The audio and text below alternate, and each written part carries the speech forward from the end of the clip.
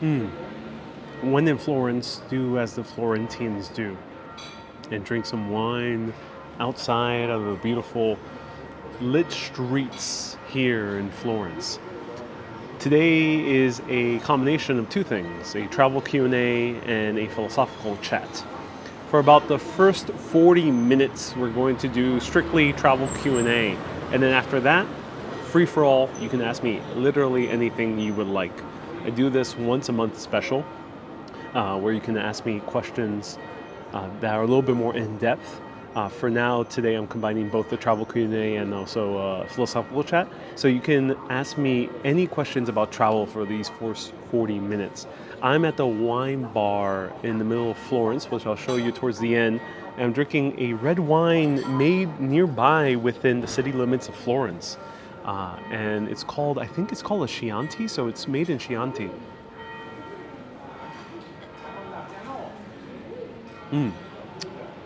It's really delicious. It's like semi-sweet. Really, really good. Hello, Leon. Hello, Sarah. Hello, Kay. Leon, you're indeed one of the first ones. Hello, Nancy. Hello, Mater. Hello, everyone. Hello, Christine. Thank you so much for sending 50 stars. I really appreciate you. Hello, everyone. Welcome to the broadcast. So feel free first. Hannibal Lecter likes Chianti. Yeah, you're right about that. Okay, everyone. Photos from New York. Just mentioned something really interesting. In the movie Silence of the Lambs and subsequent movies, the character Hannibal Lecter indeed does enjoy a good Chianti. I did not pick this. I actually ordered a rabbit, and which is coming soon, and she recommended me to try Chianti. So yeah, that was the waitress that just came on. So yeah, did not do that on purpose, and I did not know that. I don't even like those movies, to be honest. And fava beans. Well, luckily I think my rabbit comes with beans. Well, that is weird. Nonetheless, that movie did not scare me, says Susie. Oh, I can imagine. So I end up getting some bread with some oil. Ooh, it's dripping a little bit. So this is a wine bar. Really, eating food is optional. People usually order small bites, but I decide to go for a full meal.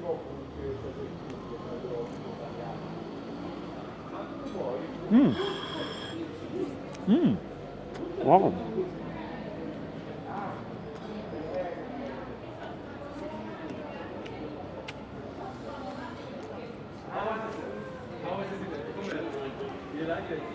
Wow. That's some really good olive oil. Oh my God. So Deming asks, can you rent Ferraris over here? Great question. I think you can. I've only seen once, and it was in Rome. I came across someone who seemed to have rented a Ferrari. It's because they were taking a lot of photos in it. It didn't seem like they were the owners, unless if they were the new owners. So I think, yeah, in Italy there are places where you can rent Ferraris. Wow, that olive oil is actually really good. So this is not really dedicated to a food broadcast. This is a travel Q&A, and then later a philosophical chat about 40 minutes in. But let me show you this olive oil. It's actually really good. So this olive oil, oh my God, it's so flavorful. The bread, the bread is just the bread. It's pretty like normal focaccia bread. But wow, this olive oil is just filled with a bunch of flavor. The flavor, it literally tastes like a bunch of squished olives. That's exactly what olive oil is. And I guess it has achieved its purpose. And here's the Chianti. The Chianti, of course, is nearby. Pro tip, you might see it on Thursday, this region where the wine is made. And of course, I got some sparkling water as well in this amazing little bar.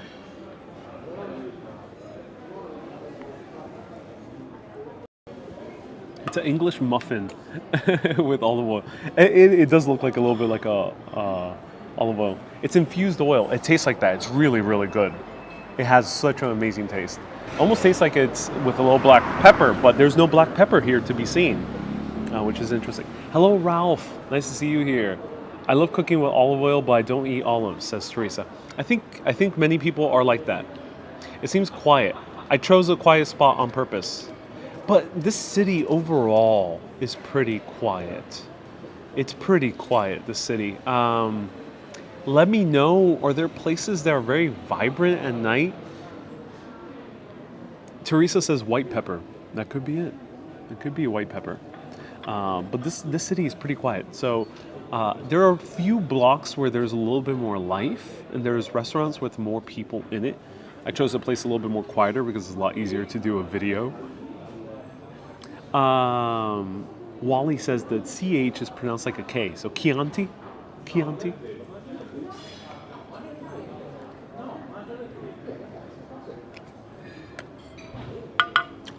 Whoa.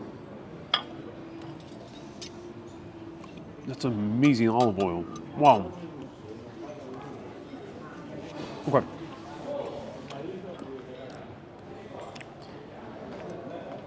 Susie asks, will you be going to the Ferragamo, I don't know how to pronounce that, the shoe museum? Yes, I think I will. I think I 100% will be going to the shoe museum. Also will be going to the Gucci museum as well. I really love fashion, so I think I'm personally excited to cover those. And Veronica says tough. Yeah, the bread is a bit tough, but I think that's the point. It's to hold as much olive oil as possible. Which city are you in the moment? This is Florence, and no, it is not a green screen behind me. It is a real location. Yes, go to Piazza San Croce. I went yesterday. Check it out. Check out Zaza restaurant near the large Arthur Market. Yeah. I am a bit wary of going to a lot of these restaurants in Florence. I see so many tourists, and I don't know if these are tourist traps. Let me know how you approach restaurants when going to Florence, because I feel like I am going to spend way too much money for food that is not so good. Someone behind you keeps looking. Yeah, it happens. It happens all the time. Hey, John. Well, it happens all the time in Italy, specifically. Less so in other places.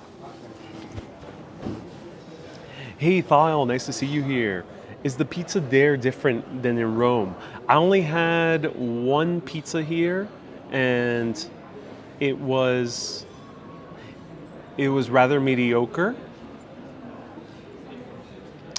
and did not have the fluffy crust of Naples. I'm glad I have had the pizza in Naples for a few minutes. I was in Naples for only about an hour, and I managed to go to an amazing pizzeria that recently opened right by the train station, and it was a legit pizzeria where they made it fresh, made to order, and the crust was so puffy around it, which was absolutely amazing. Shelly, I talked to the locals for recommendations on where to eat. Yeah, I think I might need to do that. I know a local here, so I think I will be meeting up with the local here, who's a fellow urbanist, and also a family friend, and we will be checking out a place. So I'm excited to potentially go to a place where a local goes. Best pizza was near the train station? John, actually the most famous pizzeria in all of Naples, Restaurante San Michele, is right by the train station. See, that's it. Is right by the train station. So it's really, really good. So there's a lot of great pizzerias all around Naples. Wally, hello. Nice to see you here. So feel free to ask me any travel questions. If I missed it, ask again. Any travel questions for these next 30 minutes. You travel, do you do full time? I do make videos full time. So I make TikTok videos, I make YouTube, Facebook, Twitch, and I make money from these videos. That's how I am able to travel full time. I've gotten a lot of... Debs sent 530 stars. Thank you so much, Debs. Wally, thank you so much for sending 50 stars. I've gotten a lot of questions of people asking, how do I travel full time? How do I travel full time? They're not asking me how I travel full time. I get that question sometimes. To answer that, I think the easiest way to answer that is if you want to travel full time like me, then make videos for 5 years about traveling in New York and a few nearby places. And then be on an immense budget, a very tight budget to go to London and to go to Madrid and to go to a few other locations abroad. That is my answer. Like, if you want to travel full time, make videos for 5 years. Make a travel show where I'm barely traveling. And then maybe that dream will come true. And for me, it has. So, hard work, persistence. If you want to, though, if I were to offer a more practical reason, then just find a way to monetize your travels. There's probably a lot of different ways. How safe have you felt traveling during the pandemic? I am luckily in very good health. And this pandemic tends to not affect people who are in good health who are around my age. So I felt very calm and safe. Also, I'm vaccinated. So I felt very calm and safe throughout this entire trip. I've been feeling pretty calm and safe almost the entire pandemic. Everyone's different, of course. So it's, you travel with the, or you travel or not travel in the position you're in. So you gotta work with whatever you have. Will you be going to Venice and Pisa? I want to see Venice. I want to show you Venice, but I don't know how long I'll be in Venice. I am debating whether I should stay in Venice even more than 2 days, or whether I should just go for a day trip from here from Florence. So the reason I'm debating that is because I've come to Florence and I enjoy it. It's beautiful architecture. It's very interesting history, but does feel like a gigantic museum as opposed to a major city. So I'm not sure if Venice is really worth it for a week.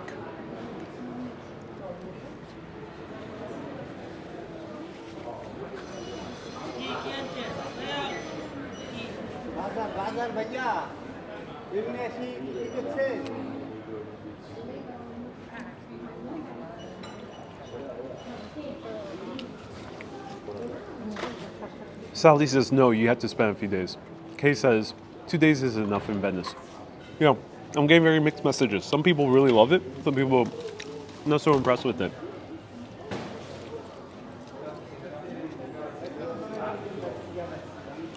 Venice has always been the place I really want to visit.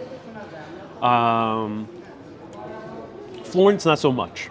So when I came here and didn't feel so deeply impressed, I think that's why. I just never really dreamt of coming to Florence like I have recently.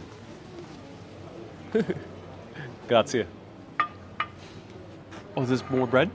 Sì, sì, Sì, sì. bread e adesso arriva. Okay, grazie. No, I'm gonna keep this. The oil, very good. Yeah. Grazie. It's not enough. I would spend the whole summer there, says Roma. All right, I'm missing a few questions.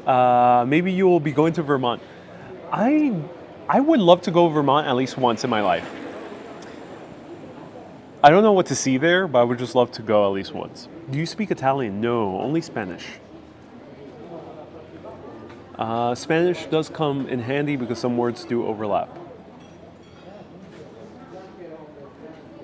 Paul says day trips. TripAdvisor say Florence is good for 4 and Venice is 1.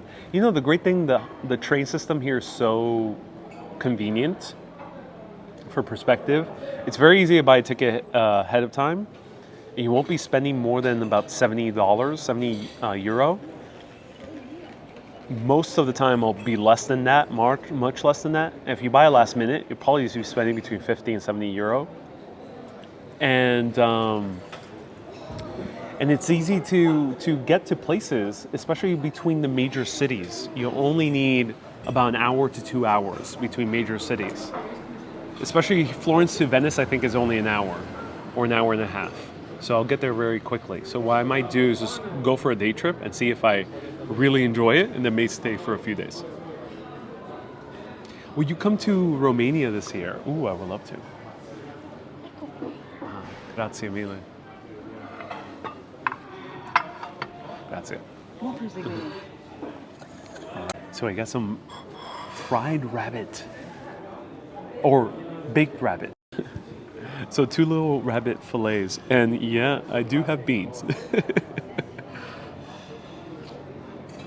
But look at this, I love rabbit. So 2 little rabbit fillets and some beans. I did not do the Chianti and the beans on purpose. I swear I did not do that on purpose.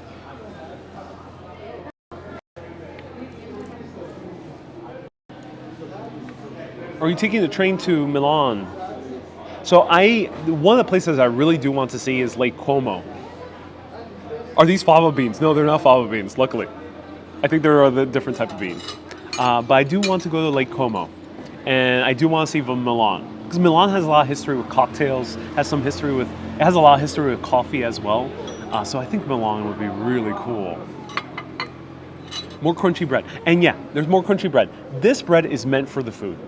And I decided to keep the olive oil. She was asking if she could take the olive oil. I was like, oh no.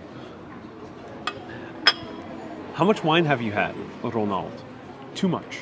No, only one glass. This is the first glass. But who knows if there's more.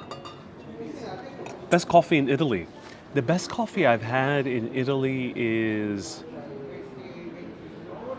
a place called, I might be mispronouncing this, Sciala 1869. And it's in the neighborhood of Prati, and it's one of the oldest coffee bars continuously running in Italy, or in Rome. And that coffee bar, oh my God, that was such a good coffee. That coffee blew me away. Blew me away, absolutely blew me away. Let's try this rabbit.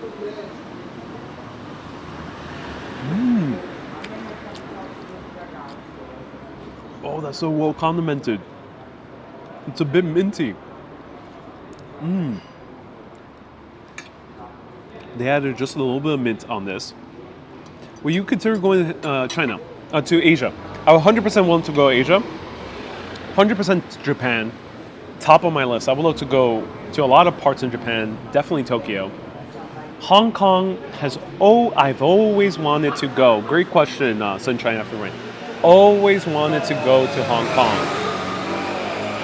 But they're having a lot of political issues. And unfortunately, I like making videos of topics that are not looked to kind upon by the current regime that Hong Kong is having issues with. So it is a bit of a shame that Hong Kong is under very tight control in terms of journalism, in terms of media. So I wouldn't feel comfortable going to Hong Kong at the moment, or anywhere else in China at the moment. I missed the beginning. Florence? Yes, this is Florence, Roma. No, Hong Kong is normal, says Martin. Are you in Hong Kong right now? Do let me know if you're in Hong Kong. I'm curious.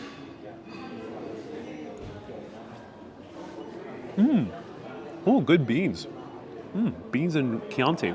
It's a good combination. Hawaiian Pizza Revolution. Oh yeah. Go to Tokyo. I would love to go to Tokyo. Florence has the best steak restaurants. So stay tuned tomorrow. About 7:15, there's a chance. I can't guarantee anything, but have your notifications ready.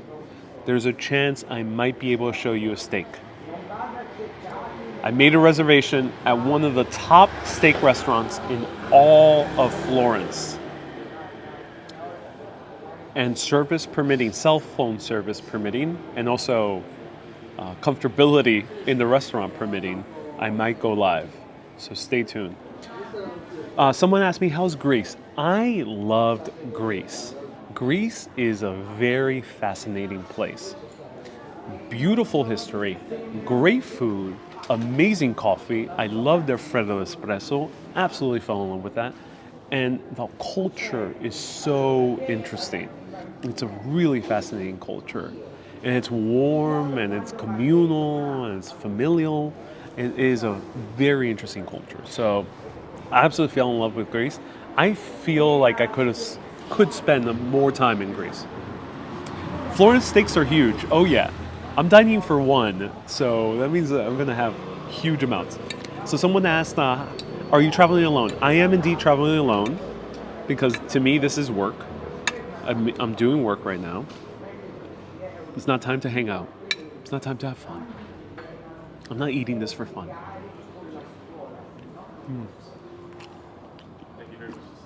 That's so tender. Wow. She kind of came out.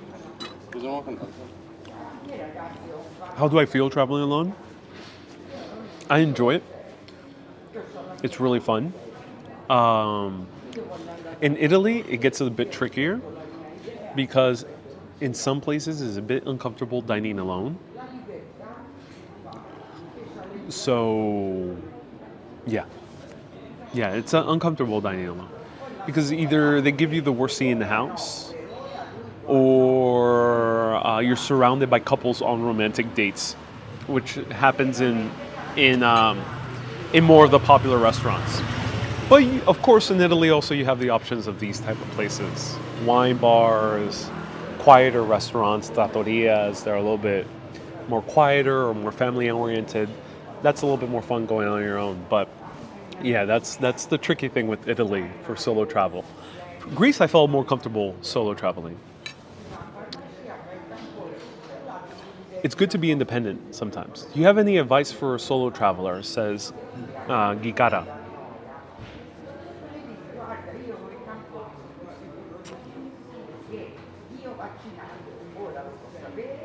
That's a good question.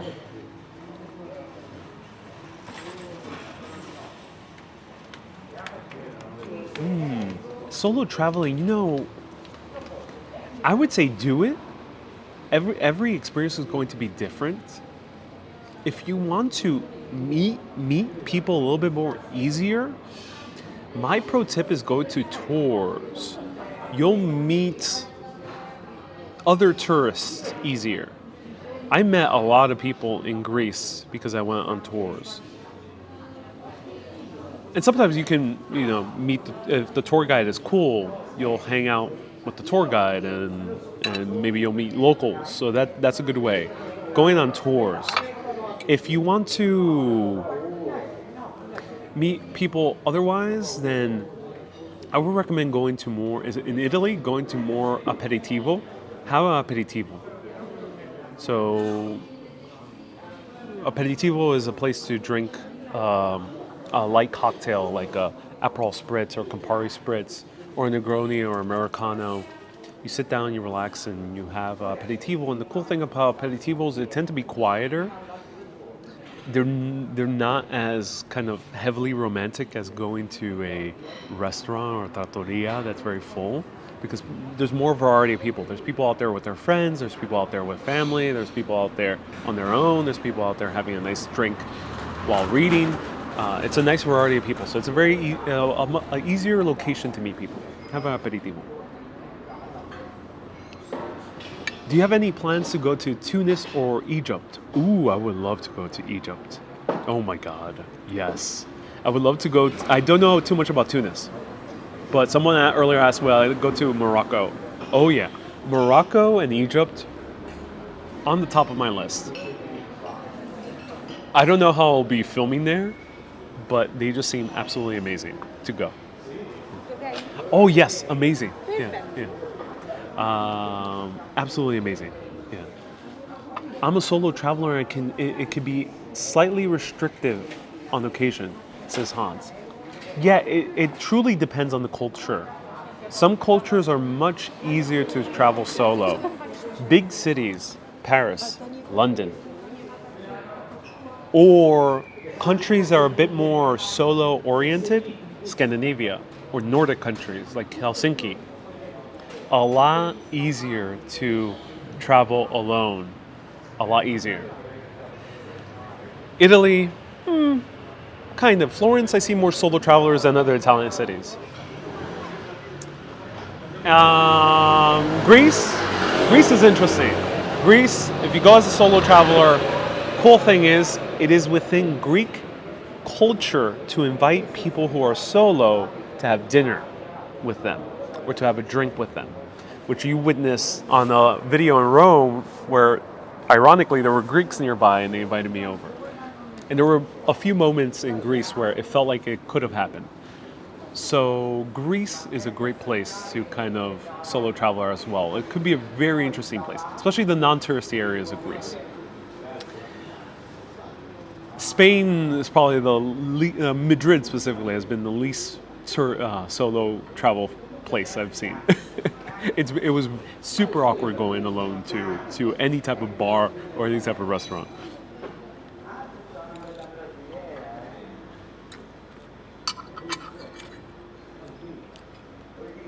Wow. Solo travelers just need to be aware and fend for themselves. But you'll be okay in most places in Europe. Also in certain cities in America. I love Boston for solo travel. Washington, D.C. is amazing. New York itself is a great place for solo traveling. Do you ever stay at a hostel? When I went to Greece, I stayed in a hostel. I don't like hostels too much. The fact of sharing a room is just something I don't like. I like having my own room or my own apartment. I don't like sharing. So I don't like hostels. But I can see how it's very convenient if you're on a budget to go in a hostel. And also when I stayed at a hostel in Athens, it was very easy to meet other travelers. Super easy. I met like a huge group of people. Tokyo and Japan are easy to solo travel. Yes, I've heard because those countries are, the culture, it's more friendlier to be on your own. Did you move here to Europe? Says Jesper.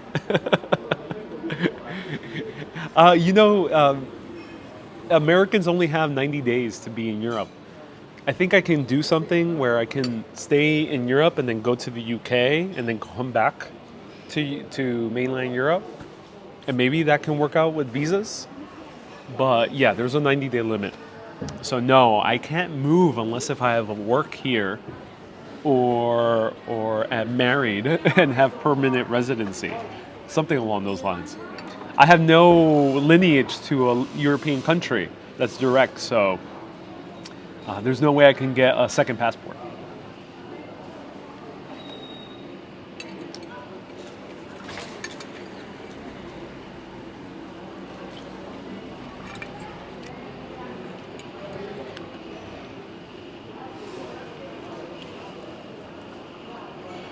Will you ever visit Ottawa? Asked Lucy. I have visited Ottawa on my own. Well, I went with family. My family really loved going to Canada. And I really enjoyed Ottawa. Ottawa has very cool history. Very, very cool history. And I know I'm drinking wine the wrong way, but I like holding it this way.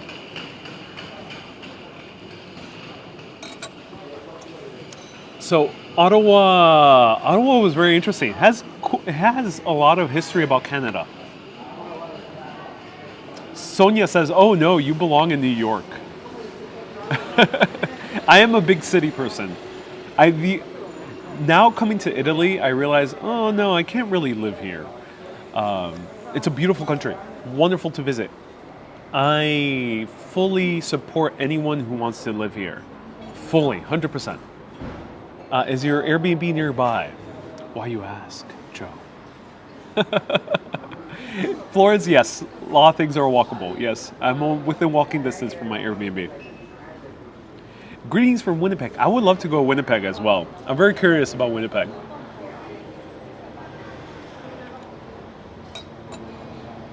Hey, Susie, hope you're Chi si well. rende conto? I'm so glad.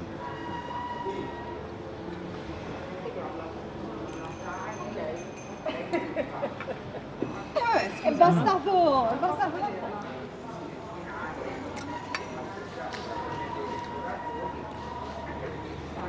I'm so happy to be having meat. Oh my. I'm luckily in the right place because I heard Florence really is all about meat. So I'm excited to try the steak tomorrow. Hopefully I can live stream it. I have friends Polish. They live in Canada, Quebec. That's awesome, Martin. That's so cool. Perhaps you would visit Denmark at some point. Oh, yes. Oh, yeah. I want to learn all about hygge. If you don't know what hygge is, it's that culture of coziness. In Denmark, they have an entire philosophy of making things cozy. I'm so excited to experience that at least once in my life. Have you been to Scandinavia? I haven't been to Scandinavia, but I've been to Helsinki. They're considered different regions. Scandinavia is a Nordic country, but Finland is not a Scandinavian country. But I really loved Helsinki. I really love that city. That city is immensely beautiful, amazing food, very interesting people. The people there, not warm at all, but I think that's the beauty of Helsinki. It's kind of going to that type of culture. You kind of take a break from socializing. No one socializes there. Well, people do socialize, but it's not really like the norm to have small talk. So it's a really interesting culture. If you are a person who lives in a very sociable culture, like New York or a major city, or like Italy or Greece, you kind of want to break from all of that. It's like going to nature. You want to break from a city. If you want to break from socialness, go to Helsinki. It's a really great place. Yeah, Denmark. They get crazy. They even have a district for that, for hygge. Ooh, cool. That's awesome. That's really cool. Joe, have you been to Germany? No, not yet. Not at all. All right, I have 10 more minutes for travel questions, and then we're opening the floodgates. And in the floodgates, we're going to talk about literally anything.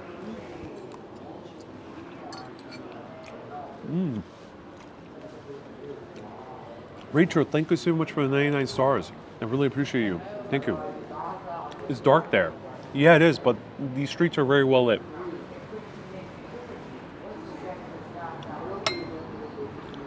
Hey everyone, just finished a noodle for lunch, says Matt.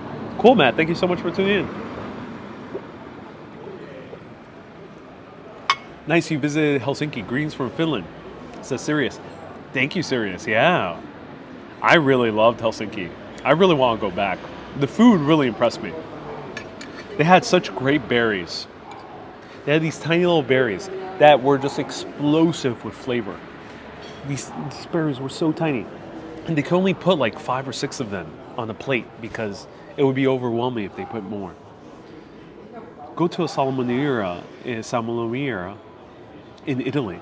Ooh, yeah, where they have cured meats and wine. Yeah. Have you visited off the beaten tour? Have you visited off the beaten tourist places in Florence? No, not yet, Lori. I've only been in the tourist center. Do you miss NYC, Nassimia? No. I love traveling at the moment. But coming here makes me miss big city culture. So it makes me yearn to go to London or to some other big city like Paris.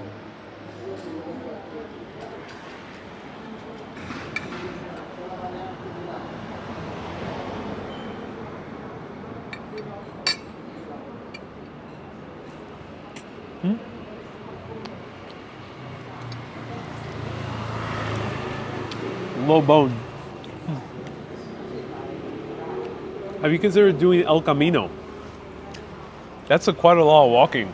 El Camino, for anyone who doesn't know, El Camino de Santiago is a pilgrimage that people do all throughout southern Spain. And I think you have to walk a lot and through a lot of these tiny towns in southern Spain.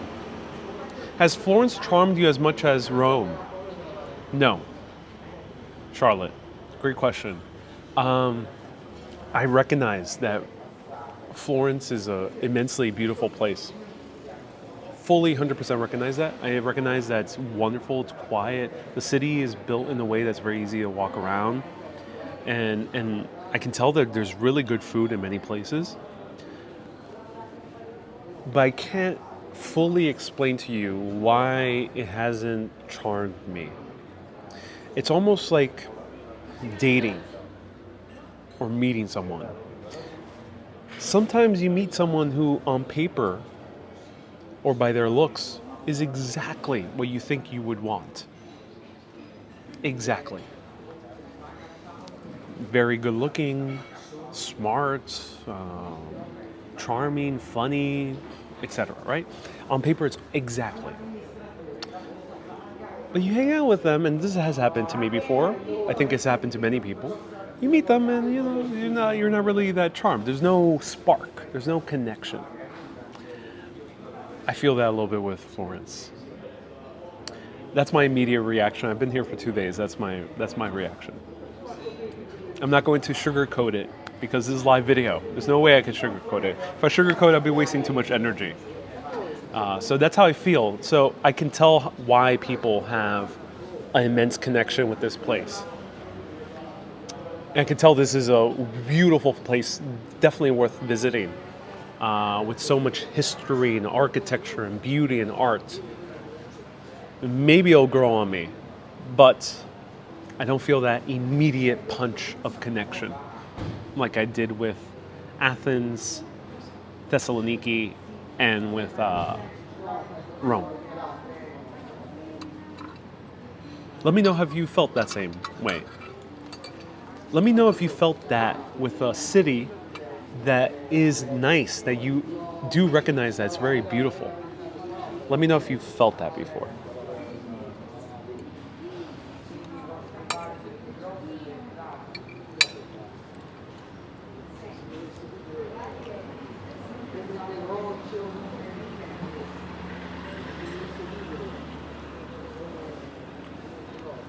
Charlotte says, yes, it's a gut feeling. I didn't get that with Florence either. Rome, 100% with me.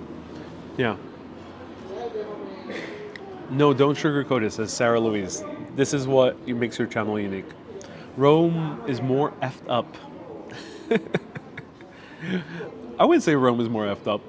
Rome is just a bigger city. Rome and Paris, for me, were great. Venice is nice, but not fascinating to me, says Christoph. Philippines is safe if you know where you're going, says Ronald. What are your favorite places you visited so far worldwide? Santorini. Oh my God. Would I go Santorini for a few weeks? No. But that place is immensely beautiful. Capri as well. Immensely beautiful. Nothing can really compare. London. And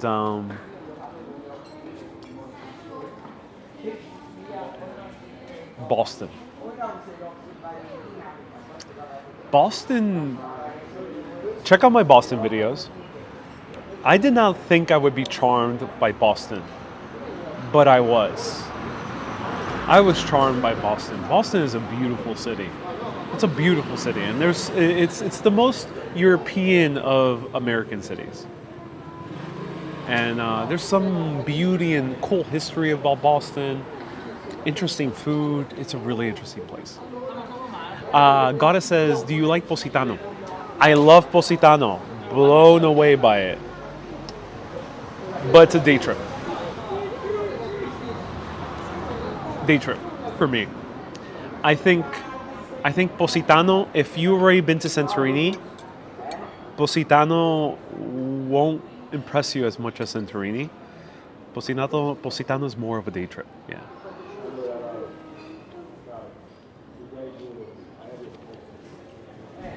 Great atmosphere in Boston. A lot Irish, says John Cahill. Yeah, a lot Irish in Boston, yeah. All right, everyone. Should I go for a second cup of wine? Let me know. I'll answer a few more questions. Will you go Sienna? I think so, Leslie. Love these type of Q&A, says Anonymous dude. I'm so glad. Mir, here's one. Have you ever had a sleepless night? Ooh, a full sleepless night? There has been certain places I've stayed, Airbnbs or hotels, where the bed just wasn't comfortable and I kind of stayed as kind of awake throughout the night. When was the last time that happened to me? I'm not sure when that happened to me last time. Are you meaning Santorini or Sorrento? Definitely Santorini. Not Sorrento is beautiful. I enjoyed Sorrento, but Santorini, definitely one of the most mind-blowing places I've seen.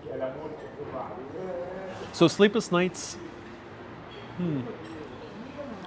I can't really tell you.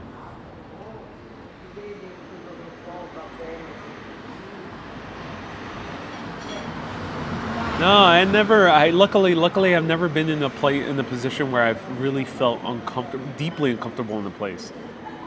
I haven't really traveled that adventurously either.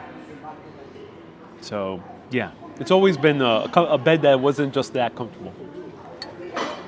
Washington, D.C., I had an Airbnb where it was actually in the underground in the basement. It started getting very, very humid towards the end of my 2 weeks there. And it felt very icky to just be in that Airbnb.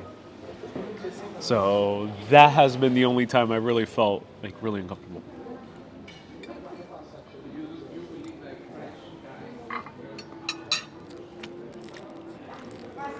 Okay. That brings us to the end of the travel segment. Now feel free to ask literally anything that you would like beyond travel. Beyond travel or cities. This is the philosophical chat portion of the evening.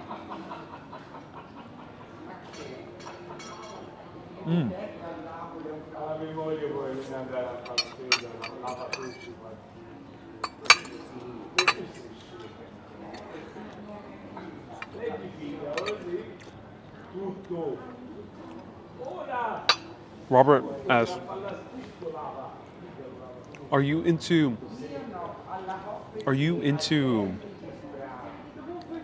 fragrances? No. So no, I have not had experiences with fragrances while going abroad, nor here in Italy specifically. How do you like your steak cooked? For me personally, when I cook at home, is medium rare. But I'm very excited to try the Florentine style, which is rare. I'm excited to try it tomorrow. Are you starting to miss home yet? Says Mala. I only miss a few things, but I don't miss home fully. I'm not really ready to jump on the next plane to New York. No. I only miss avocado toast. A good one. Good cold brew. There's cold brew here, but nothing compares to a good New York cold brew. And I miss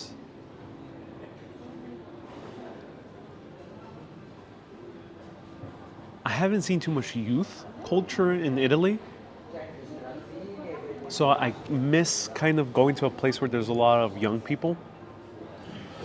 Here in Italy, it's kind of a little bit more varied. So yeah, I also miss that a little bit. Greece had that. Greece, there was a few neighborhoods where it was all people around my age. Sonia says, do you talk to your parents every day? No, I do not, but fairly often, yes. Maybe once a week.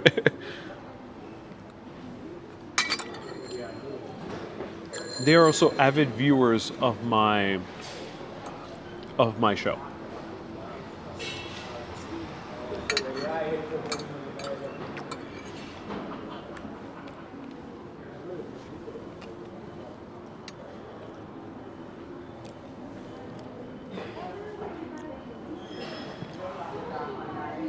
All right, I'm not going to answer any more questions about travel.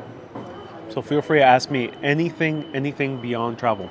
Susie says, and the reason I do this philosophical chat part is because the show is about history, travel, architecture, and cities.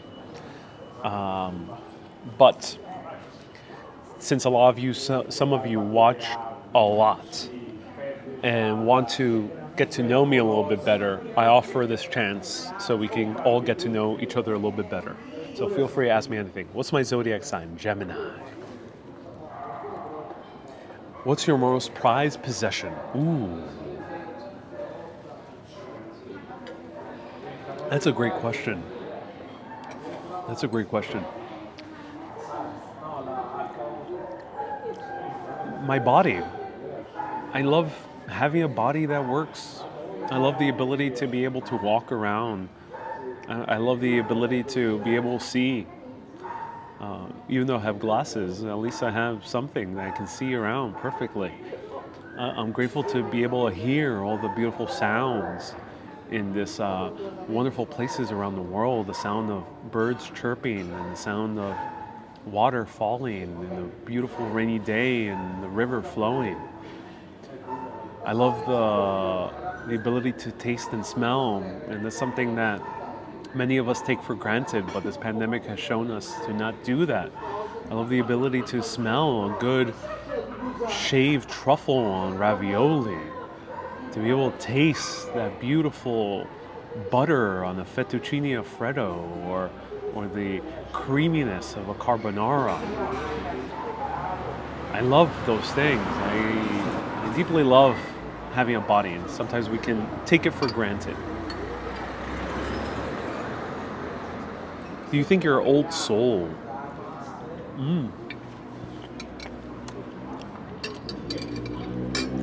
People have told me that a lot. All right, now I'm trying this leaf. I'm not sure what this leaf is. It was very good. Wow. Is this sage? It was very good.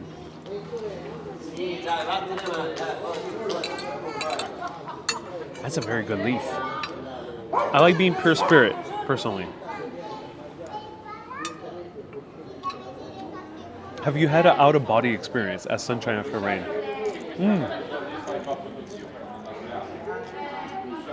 Yeah. Wow. Oh my god. That's great sage. Yeah, I've had an out-of-body experience.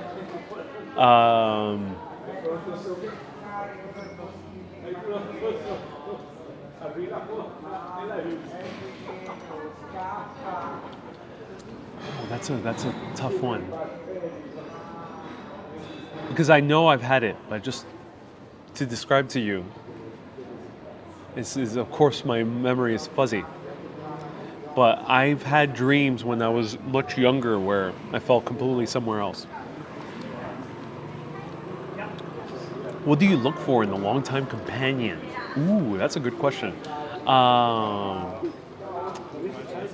I love people who have la dolce vita. Sorry. La dolce vita is very Italian. I love people who have a joie de vivre, which in French means the joy of life. I love the enthusiasm for things, for mundane things. I love people who have the enthusiasm for eating, enthusiasm for food, enthusiasm for walking around, enthusiasm for rain falling down and walking, on a rainy day. Simple things. I love that joy of life that people have, and I think that's my chorus value is joy of life. All right, I'm gonna finish this wine so I can have some dessert with some white wine, and we can continue the conversation a little bit further.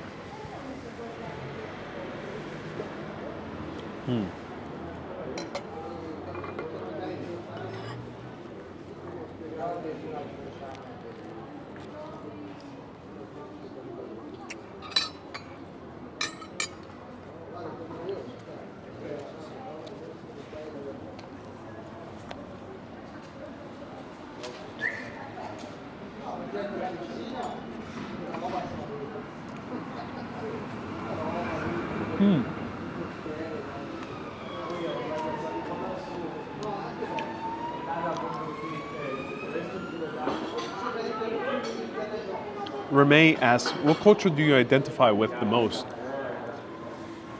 I've been doing a lot of thinking of that. Non ti volevo disturbare. No, non te preoccupare. Tutto bene? Excelente, molto bene. Oh, bene.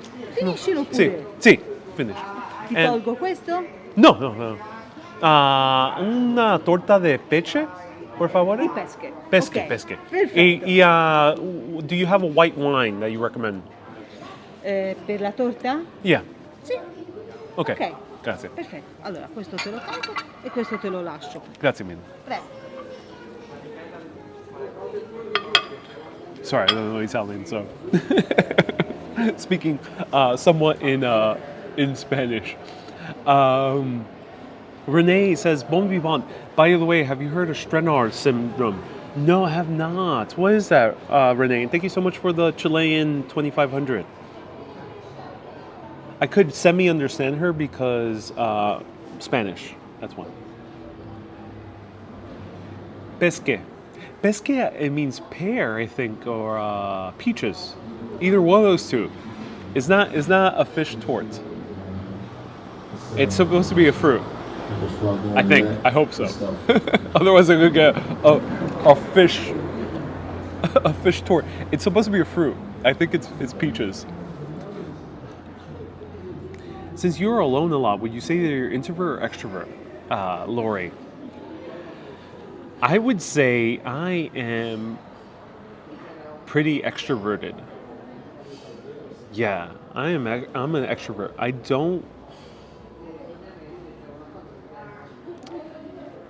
I gain good energy from good interactions.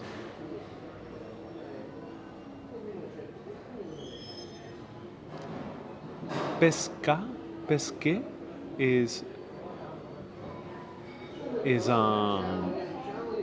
fish, and pesca is peaches. But here they say pesce.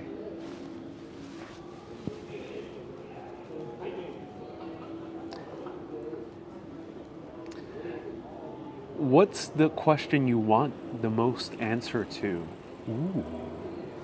Ooh, I don't know. I'll think about that. Let me think about that. Marina says, "You're the first and only YouTube channel I've ever subscribed to.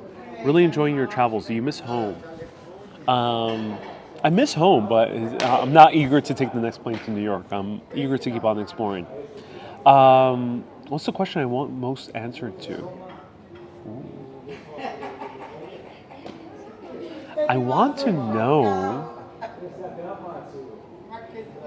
I really want to know how life is perceived beyond our bodies. How does the soul perceive life? I really want to know that. I have my theories. I have my intuitions, but I really don't know. I can't tell you for sure.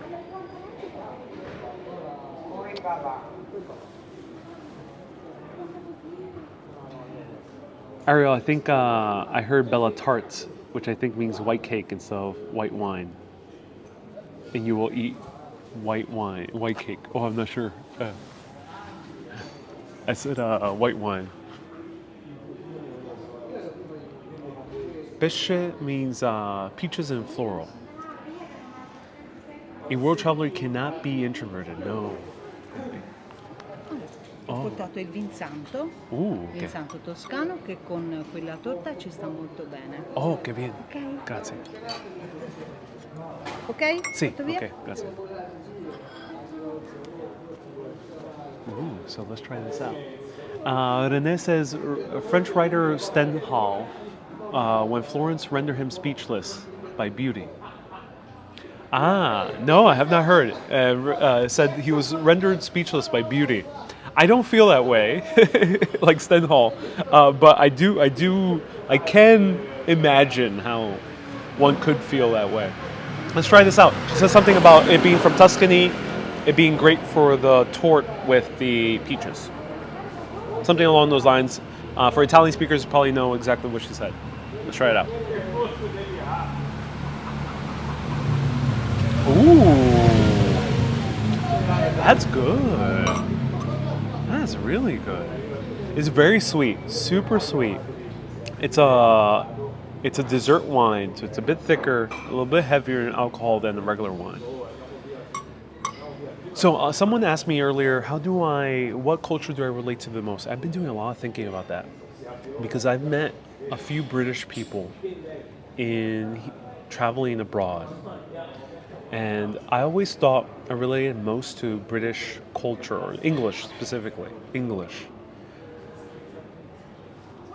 However, as I met English people here in Italy/Greece, I saw English culture in contrast to Greek/Italian. And I realized I actually don't fit that. I don't relate too much to that culture. Well, not relate, but I don't see myself.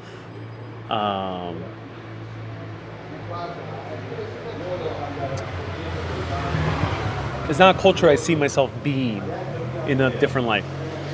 Though I really like the English culture.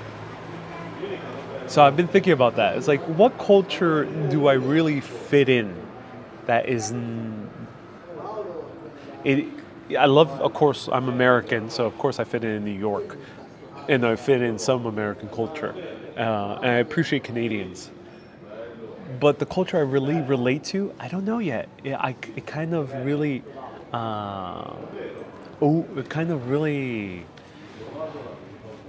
changed my mind being here.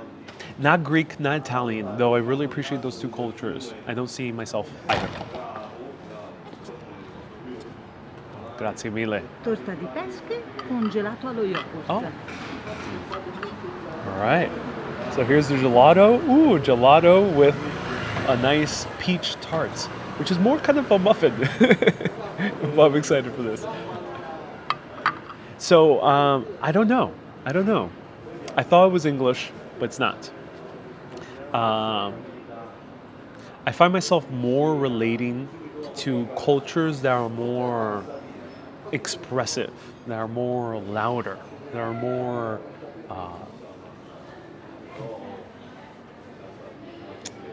bodacious. So I really did connect a lot with Mexican culture, which surprised me. But Martin makes a great statement. He says Irish culture is amazing. I went to an Irish bar in Rome, and I, just for a few seconds, I immediately felt really connected. So I'm very excited to check out Irish culture. But I also relate to Dominican culture. I haven't been to DR, but I get very along with a lot of Dominicans in New York. I really love Dominican culture. So Mexican and Dominican and Irish, I'm curious about. So anonymous dude asked, let me see. Is it Moscato? Maybe. Anonymous dude says, how do you maintain your spirit of positivity, wonder, and self-love? Oh, that's a great question, anonymous dude. Let me try this before it melts. I think the best way to do it is to not lie to yourself. To be honest at all times.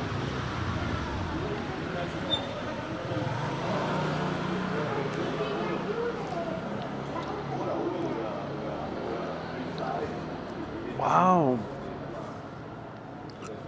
I thought this was going to be just a muffin tasting, but no.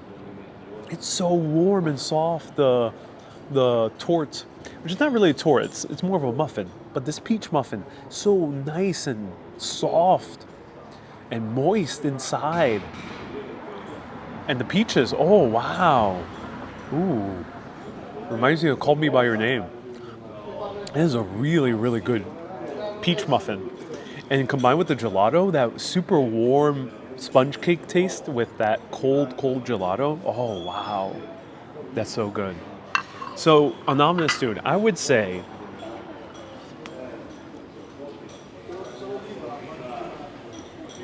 Don't lie to yourself. If you don't feel like smiling, don't smile. If you don't feel like being enthusiastic, don't be enthusiastic. Anonymous, to remind me where you're from. But us Americans, unfortunately, are brought up to fake our emotions. It's something that's just within the culture. If you're having a bad time, parents tend to say in America and in a few other cultures, hey, cheer up. Hey, put a smile on that face. Hey, don't be so grumpy. People say that. And it's all about keeping up appearances, this Fila style, yes. Other cultures, similar. Japan, England, you can't really kind of be too vulnerable. And while those cultures do that, it comes at a detriment because you feel unsafe to express who you really are. If I did not tell you how I felt coming here, then I would be feeling unsafe. I would be feeling not taken care of. But for me to clearly say in the video, hey, I'm not feeling so enthusiastic about Florence, and people not freaking out on me, makes me feel safe. It makes me feel like the world takes care of me. People understand. So don't wear a mask, as Deanne says. Don't wear a mask. Be who you are. Because when you do feel that enthusiasm and when you do feel that immense joy and when you do feel that smile coming out or you feel that calmness or you feel that wonder, then it's going to feel really authentic. It's going to feel really authentic. It'll make other people light up. I was hanging out with someone recently. I forgot who it was, but it was my friend Cassandra. And I don't know, we were just talking, and I really didn't, I wasn't really too smiley or too kind of talkative that night. But I don't know, I had a Negroni, and it was in a beautiful bar, and I just lit up. Because I felt so in the most wonderful place. It was a beautiful little bar in Sorrento, right by the marina. I drank this Negroni, and it just made me light up. And that face that made me light up, it made Cassandra light up. And she was like, "Oh wow, yeah." She found it genuinely beautiful, right? I felt that vice versa from other people when I see them light up. So that is what keeps you positive in the long term. It might not be a short-term positivity. You might feel really shitty in the moment. You might feel really unhappy or really uncomfortable at the moment. But in the long term, you're going to have way more positive moments than not.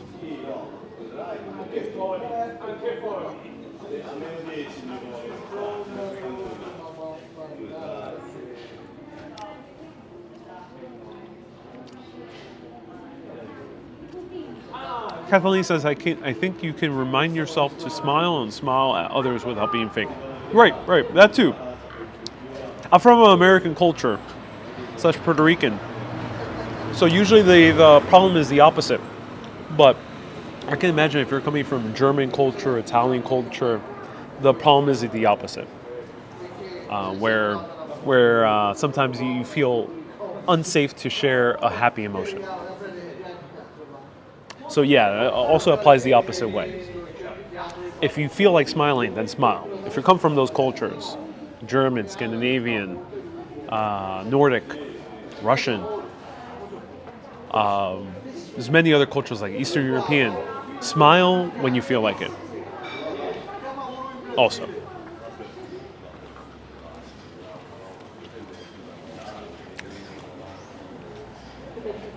After a long day, how do you relax?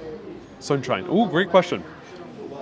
If I'm really having fun making videos, the videos and the work itself is relaxing. But of course, with any type of art, with any type of work or career, you're not always going to have those super high moments of just utter elation and filled up with energy and calmness. You're not going to have that all the time. That's okay. So for those moments that work feels very draining, for me, work is videos, TikToks, client work. When it feels very draining, what I do is I love meditating. So I meditate, or I go into a church if it's like while walking around. I go to a church for 10 to 30 minutes and kind of meditate there. I do yoga if I feel my body's very tight. Or I watch a movie. Watch a movie or a TV series I really enjoy. Which I think I'm going to do soon. I'm going to watch Suicide Squad on HBO Max. I watched Loki recently and it really kind of cheered me up. Wow. That was amazing. I think this place is going to close soon. So, let me know if you want me to continue around. There's a cool square I can sit for a little while. Wow, that was a great dessert. This place is quite a surprise. It's empty, but it's really good. What's your guilty pleasure? Ronald asks. Ooh. That's a good question. I would say lots of, my guilty pleasure is triple chocolate cake or Brooklyn blackout cake. But if I'm not in New York, it'll be a triple chocolate cake. Oh my God, absolutely love it. Have you watched any history TV documentary shows? Asked Matt. I love the shows of the Roman Empire on Netflix. Really love that. I really want to see Ottoman Empire, which I will be seeing when I plan my trip to Istanbul. I love Simon Schama's series, The Power of Art. Ooh, amazing. Right now, I'm not really watching anything, but I watch a lot YouTube. Someone asked me, what's my ideal YouTube collaboration? My ideal YouTube collaboration, top would be Greg Braden. So check him out on YouTube. He's not really a YouTuber per se, but he puts his documentaries, his lectures on YouTube. He's my top. I would love to collaborate, feature, walk around, do something with Greg Braden with 2 G's. Otherwise,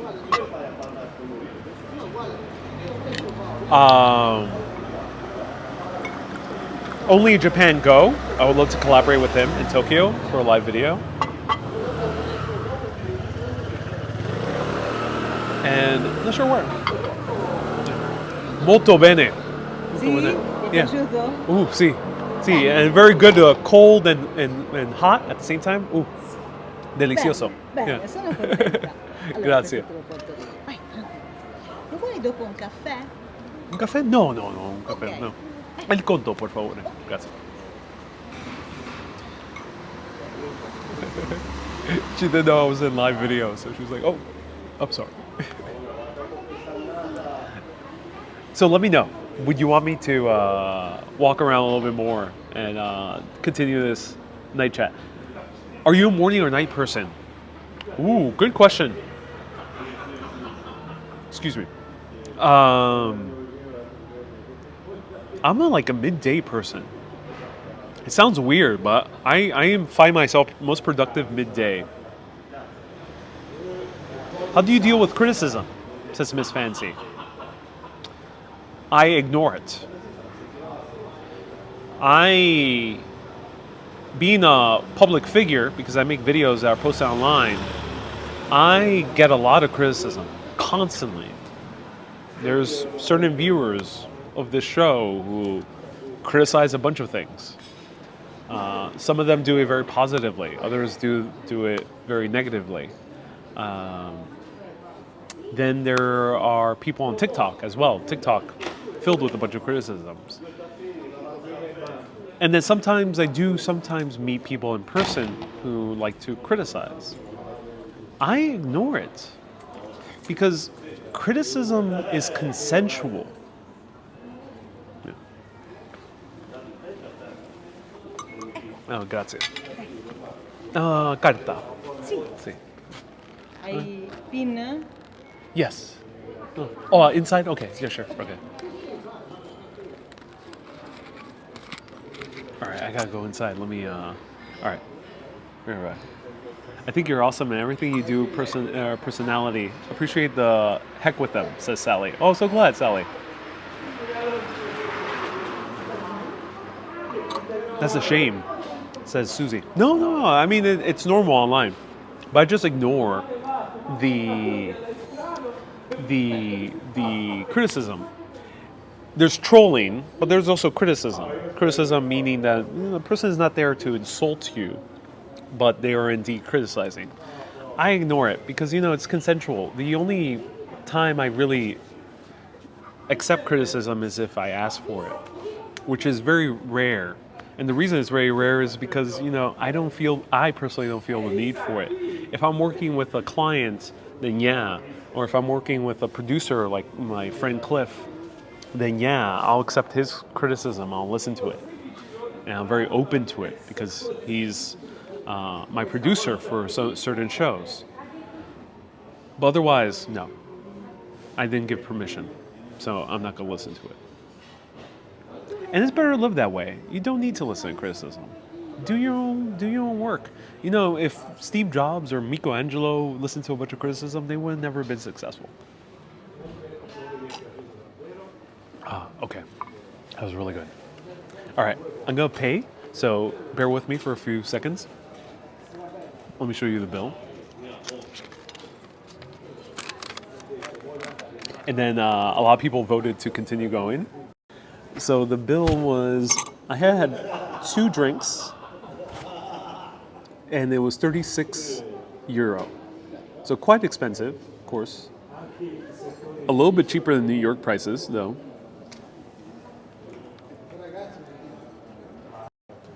You're never critical of anything. Don't you criticize food and places all the time? Asks Alex. So and when it comes to a food or a place, that's the show. I don't go up to the owner of the restaurant and tell them my criticism. That's a show. So I don't go up to a restaurant owner and tell them my criticism. That's a bit different. Yeah, that's a bit different. It's a show. Also, it's a public service, or it's a public city or location. It's different from criticizing a human being, a person. More personal. Big difference.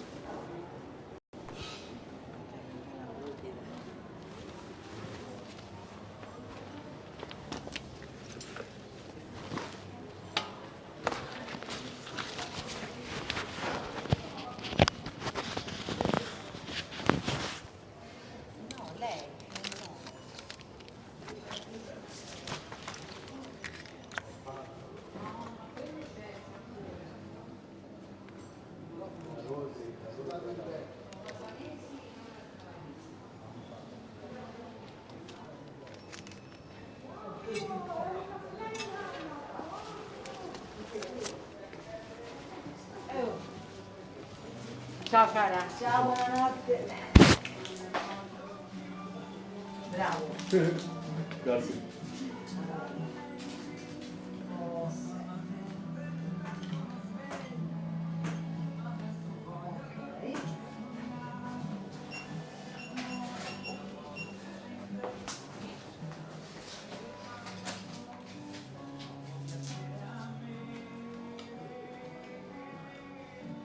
Bello.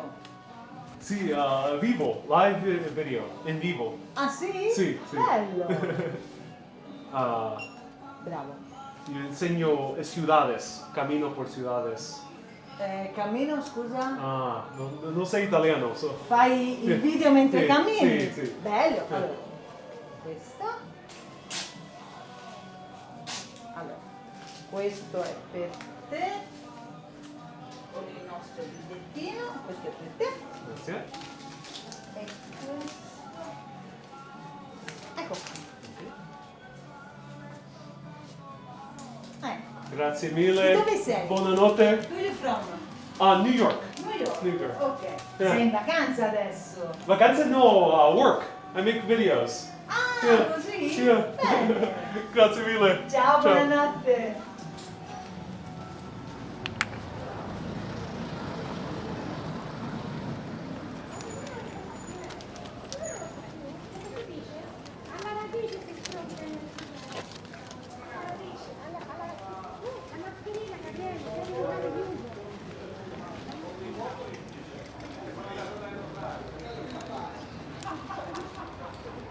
Oh, yeah. She was asking me. She asked if I was on vacation.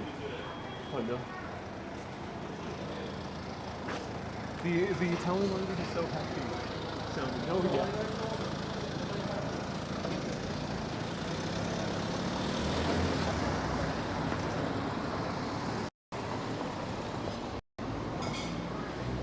One nice lady. She was a very nice lady.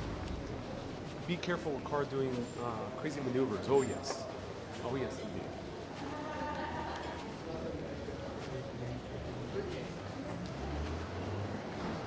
Yeah, so that was very good service. I had a meal. So I had a baked rabbit dish with some beans and a Chianti. Again, I swear I did not do that on purpose. So yeah, I had some Chianti and some beans and a rabbit. I hope it was rabbit. So yeah, it was really good. So it was indeed a full meal and dessert. So yeah, it was indeed cheaper than New York, because if it were New York, that might have been more about $60 around there. Yeah. Though it's not as cheap as Rome. I think Rome I could have easily gotten away with spending 25, 28 euro, maybe around there.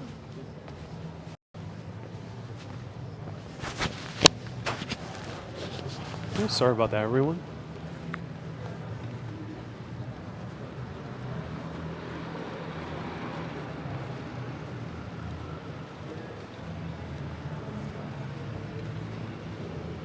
Hey, Margaret, send the $10 PayPal. Thank you so much.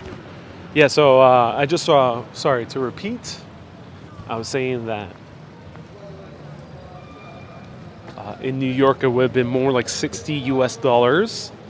So here was pretty cheap, but in Rome, I think it could have been cheaper in certain places. Tip included with the price? No, tip is not really given here in Italy. Nope, barely any tip. All right.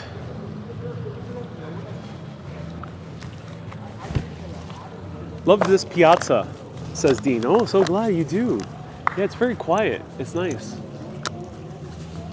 It's a good quiet piazza. Did they let you pick out the rabbits? Says Dino. No. I didn't know Italy had rabbits. They do. They do have rabbits. This is already my second rabbit in Italy. I've had quite a few rabbits. How come not crowded? Janice, I think this is Florence is very quiet. Florence is a chill city. It's a very chill city. I have not, maybe it's because if there's tourism, then it gets full because of tourism. I don't think, maybe it's because it's August as well. There's not that many locals here. That could be it. Bear with me. I'm putting, it's too quiet for my liking, says Kay. Yeah, it is. Okay, I agree with you.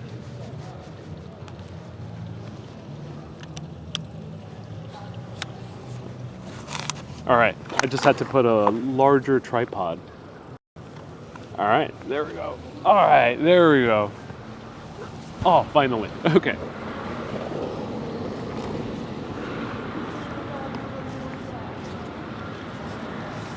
Well, I think you're amazing, says Valerie. Your videos are so special to people who cannot travel.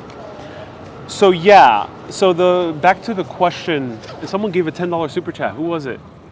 Alicine says, please Ariello, enjoy your drink. Everyone loves you. Thank you so much, Alicine. I really appreciate that compliment. And thank you so much for the $10 super chat. That's so kind of you, Alicine. Thank you so much. Back to criticism. And this applies basically to anyone, but it definitely applies to people who make videos or content, or as a writer or some type of artist.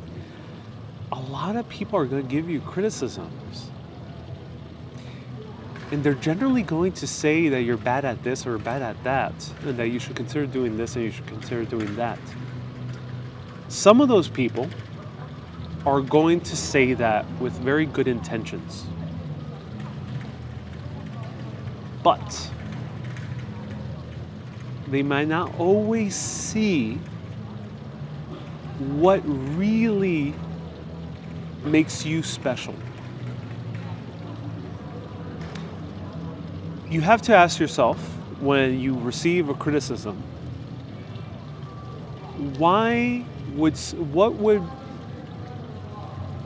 how does it benefit that person to ignore your greatness? Because more often than not, it benefits them in some way or another. So for me, when people say, oh, you're a terrible speaker, you speak weird, they are choosing to ignore the very interesting way I speak, the very interesting way I deliver information or stories, because they themselves have always seen themselves as a poor speaker. And they rather project that onto you. And it's not because, not all the time, sometimes, but not all the time is that person being mean or being resentful, but something that person is going through.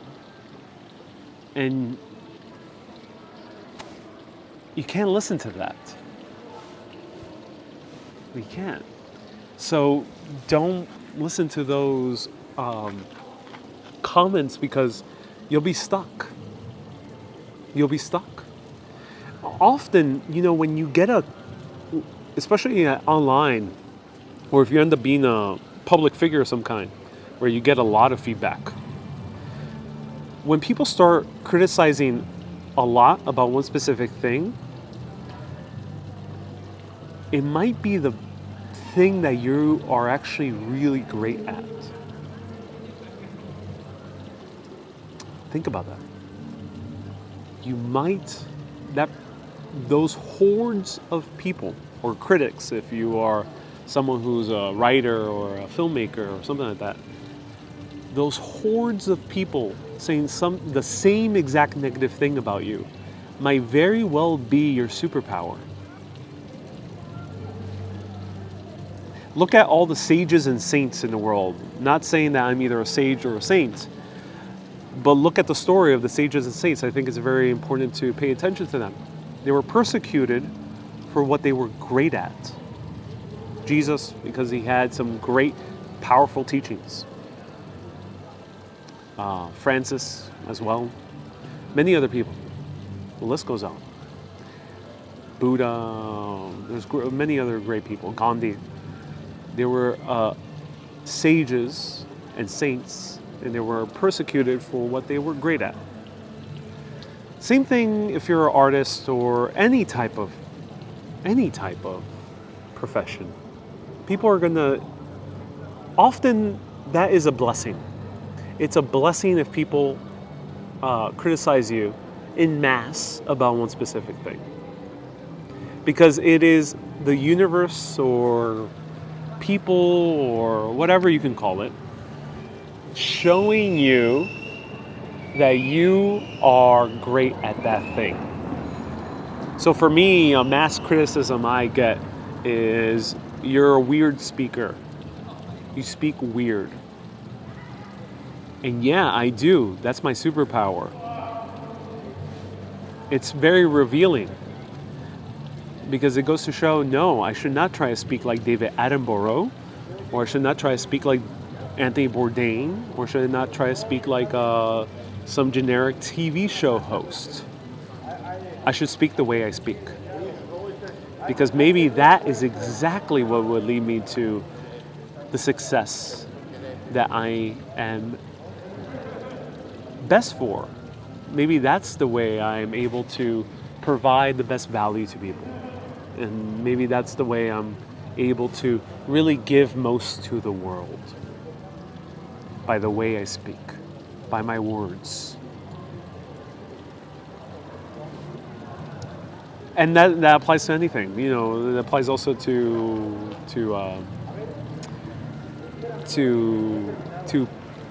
ways you look. You know, a criticism I also get a lot is my teeth. You know, people say they're weird looking. Steve Buscemi got a lot of criticism probably about that. Anthony Bourdain probably got a lot of criticism about that. Those two guys are very cool and unique because they look the way they do.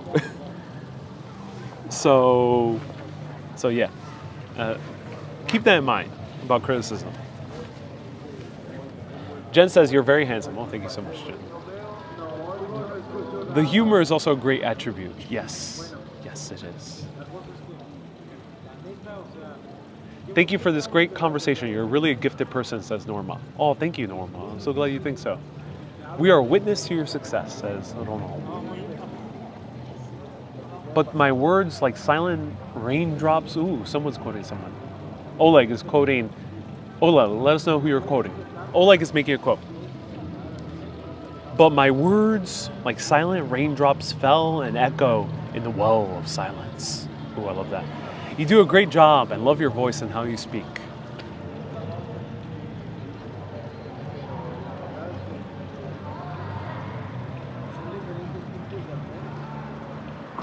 Thank you for the great videos. What 3 guests would you like to dine with? I would dine with Greg Braden. A lot of people might not know that name. He's popular, but he's not like mainstream. Greg Braden with 2 G's. 100% one of the people I would most love to hang out with. James Cameron would be the second one. I always have trouble picking the third. Ooh, who would I pick for the third?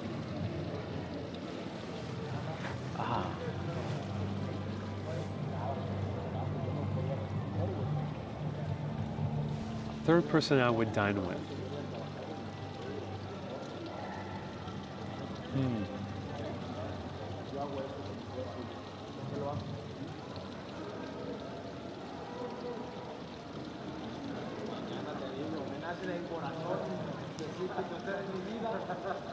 I think at the moment I would dine with Audrey Hepburn for a Dead or Alive. Yeah, Audrey Hepburn would be very interesting. So Greg Braden, James Cameron, Audrey Hepburn. Orson Welles would be a good dinner party. Orson Welles would be an intense dinner partner. Intense. Diobu says, come on. Third person is me. Do you like Tom Delgado? Yeah, his content is wonderful. The man is really talented as a tour guide and as a comedian. Really talented. Can we walk to Santa Croce? Paul. No, not tonight, Paul. But we might see it for a second time. You think it would be a problem to get COVID tests before you come back to US 3 days ahead of time? Ask Ray. I'll answer that one travel question, but anything else asked beyond travel? No, it'll be very easy. There's constant supply of COVID tests all around Italy and many other countries. Anthony Bourdain, what a loss to the traveling community. Yeah, what a loss to the traveling community. Roland asks, am I nearby my Airbnb? You will all find out what my Airbnb is at the end of my trip, like I've shown you in my other Airbnbs. Mr. Deanne says, communing with the spirits. Indeed. Indeed, communing with the spirits. Where do you see spending yourself in 10 years?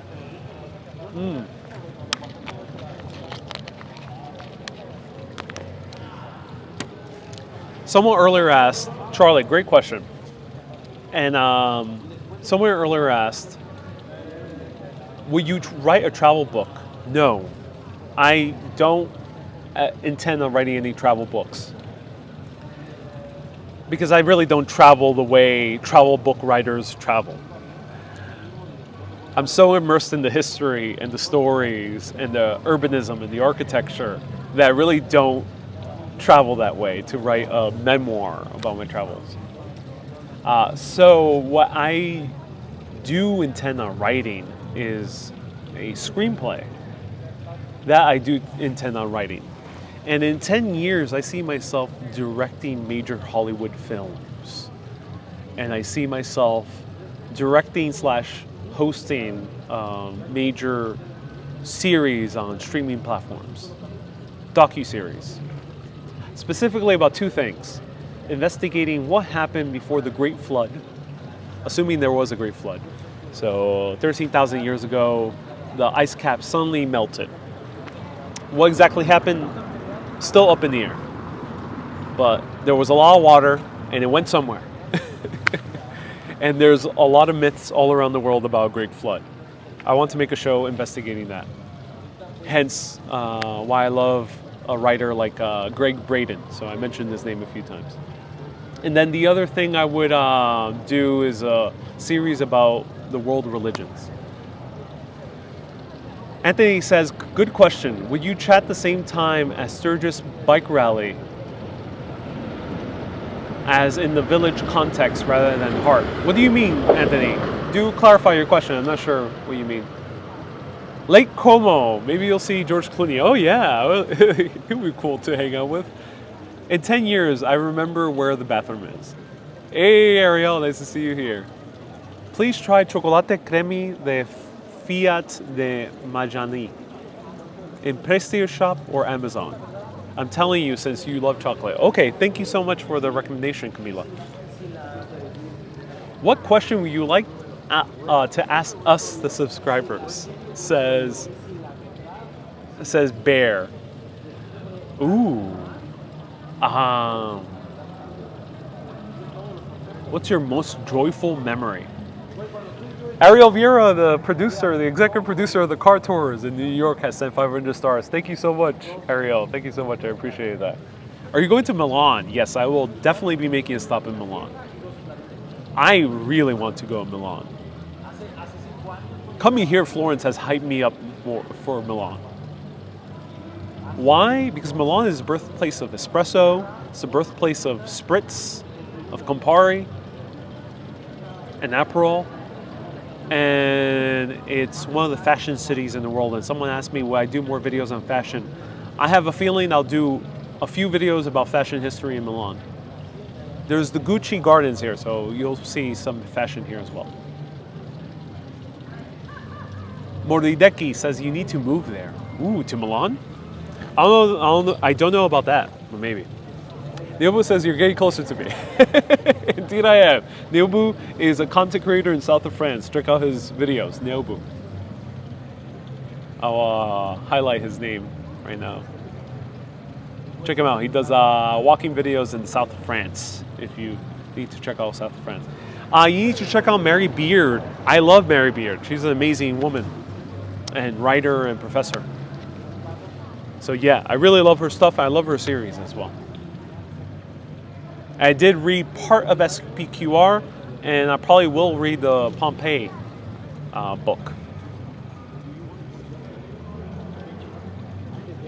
Have you tested gelato in Italy? Yes, a lot of it, Vaughn. Watch the previous video. If you go by recent memory, the Greece tour was exciting every video, says Nina. Yeah, it truly was. I did not encounter too much slow moments in Greece. I was there for 20 days. here in Italy, I'm now in my 20th day, I think. A little bit less. 18th, 19th day. Raul says it's a blast modding for you. First time I saw one of Ariel's live streams was the storm of the century, says George. Oh yeah, George. Thank you so much for tuning in since then. Also, that was in winter. My last comment was because Ariel's asked us about happy memories. Can you give us, your audience, a high five, says Maisie. High five. Oh, we love Italy too, says Nina. I'm so glad you love Italy. It's a beautiful place. Who is the executive producer? The assistant producer, or the CEO, or the executive assistant? The executive producer of the car tours is my father. You've seen him on the car tours in the U.S., in New York. Educating the masses. You are phenomenal, says Susan. Well, thank you, Susan. I appreciate that. How did the bridal video go, says Nina. I edited the first, so Nina's referring to my last editing job, because I'm not accepting any more editing jobs in the near future, unless if it's directly related to Urbanist, like a sponsorship. So, yeah, I'm editing a video of Hailey Varlet, who got married. And I already did the first version, and it went really well. I'm doing a second version, which will be coming out soon. And hopefully they'll be posting it. So yeah, you might see that publicly. I'm working on it right now, or soon. What's your favorite song? Ooh, great question. The song I've listened to the most has to be Sweet Disposition by the Temper Trap. Sweet Disposition by the Temper Trap. Axie says 381 people or high five you back. Wow, we got a lot of people tuning in for this philosophical chat. Yeah, feel free to ask me anything beyond travel. I've answered a few travel questions, so beyond travel. I see a few travel questions. I won't answer those travel questions. You can ask me on the regular show. So your dad is the head of Urbanist? No, Nina, no. So, Nina, executive producer doesn't mean the owner of a show necessarily. Sometimes it does. It's more of a joke. It's more of a joke. What my dad has said when being an executive producer wasn't literal. He said that as a joke a few times when we do our car tours. But also, Cliff, for example, is an executive producer of the multicam videos we've done. We've done so far 2 episodes. So executive producer doesn't always mean the owner of a show. Executive producer sometimes is brought on to do something interesting. So Cliff is an official executive producer for a few of the episodes I've done, and potentially a few more future episodes that we're going to do. My dad, is kind of an inside joke.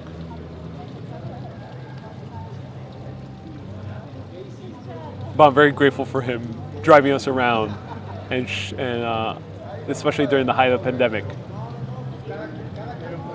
I was referring more to the people who help you put this together. So, of course, I don't make this in a vacuum. I am making this solo, my videos. So I do the research myself. I edit the TikToks myself. I've done longer videos. I did a documentary all myself. I've done the research. I've done the scripting. I do the filming. I do the talking and the hosting. I do everything. I do the Photoshop when it comes to thumbnails. I do my photos. I shoot my own photos. I do the caption. I write my own captions. I do everything.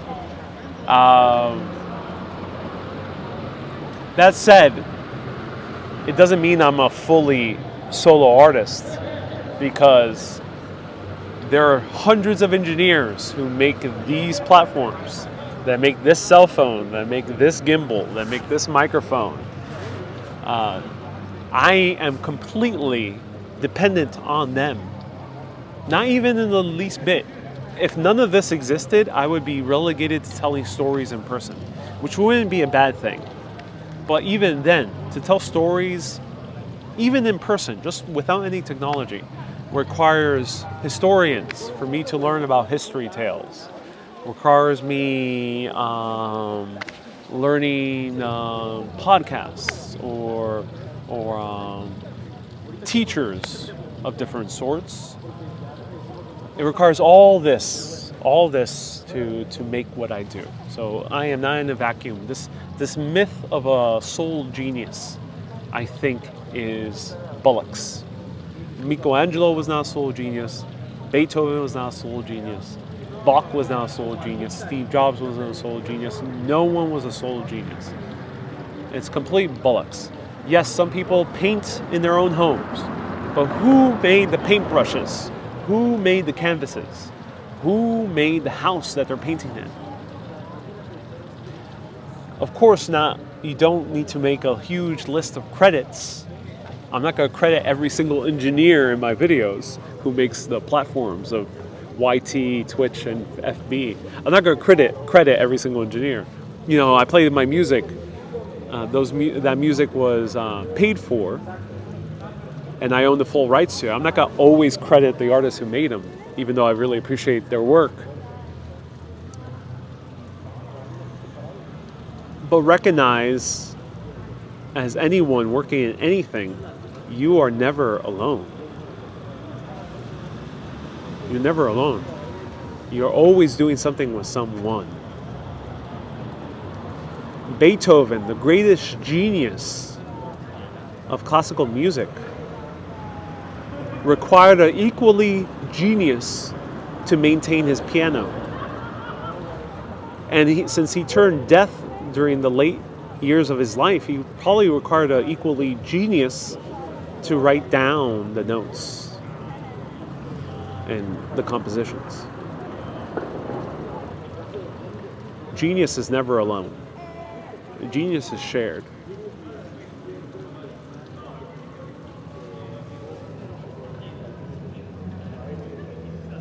And if you think you could do it alone, then you are fooling yourself.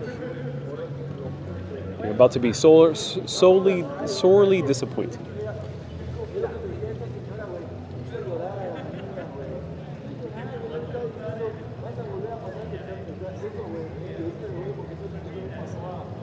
Alicine says, Ariel, who is your current favorite female actress? Oh, it's Felicity Jones. Yeah. You know that heart eyes emoji? I always feel the heart eyes emoji. I am the heart eyes emoji when I see any film with Felicity Jones.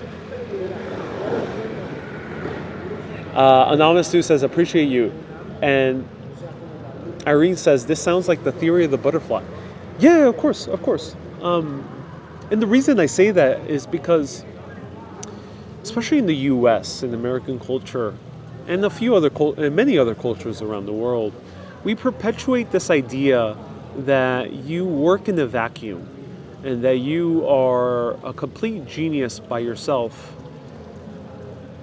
and you make these great works on your own, and that you didn't need anyone.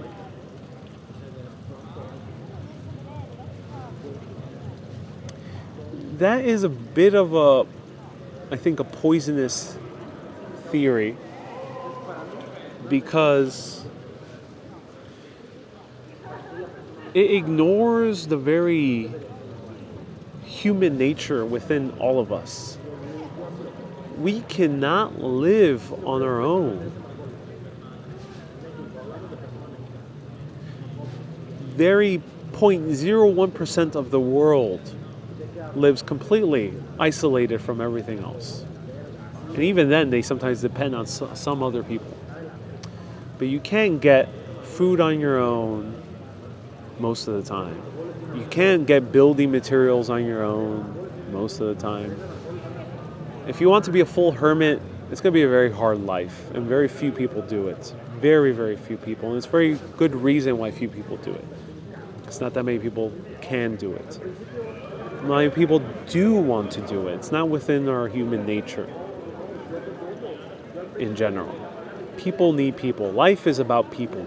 Life is not really about making some beautiful work of art, even though that's a nice thing, or having success, even though that's a nice thing, or finding love, even though that's a nice thing. It's not really about that. Life is about people, the connections you have, and the beauty you share with anyone. Friend, foe, lover, family, who knows? Colleague, stranger.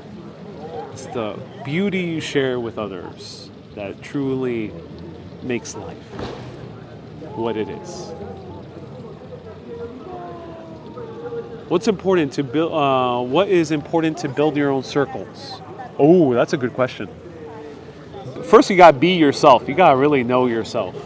So I'm not the best person to ask, because I'm not a person who has like a bunch of friends or very tight friend circles. But I would say you have to really know yourself first. Know thyself before you, well, not before, but I think in order to have really good friends or relationships, or good familiar relationships as well, any type of relationship, even in work and art, you have to know yourself. I think it will help out so much. It will just really open up your life in so many ways. Because if you don't know yourself, then you're going to meet shells of yourself and others. So if you're a person who feels shy because you're insecure about how you look, then you're going to meet a lot of people who are either very arrogant about how they look, or people who are also very shy about how they look. You're going to meet your mirrors out there in the world, which is okay. I mean, that's the beauty of life. But if you want to make it easier for yourself, then I would say know yourself. What's the best way of knowing yourself, John? If you're feeling good about what you're doing, that good feeling or bad feeling is a barometer for how in touch with who you are. So if you're feeling good, you're generally going in the direction of who you are. And who you are always shifts and changes throughout time. So you can be very extroverted one day and be very introverted the next day. You can be very romantic one day. You can be very grounded and practical the other day. It does shift who you are. So the way to know yourself is by feeling good.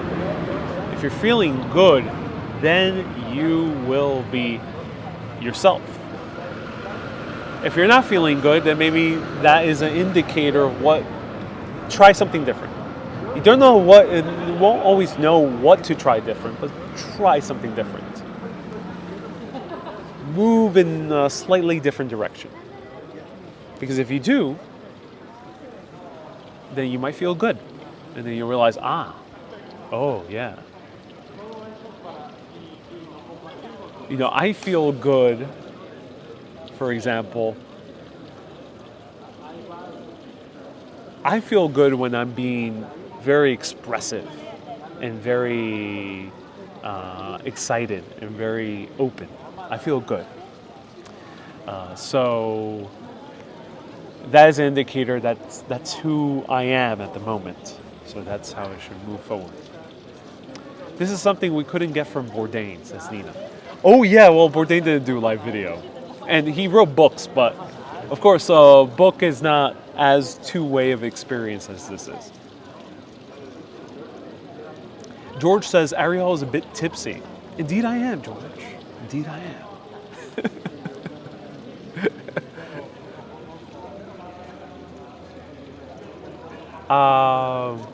You have to, otherwise how can you be genuine with others? Right.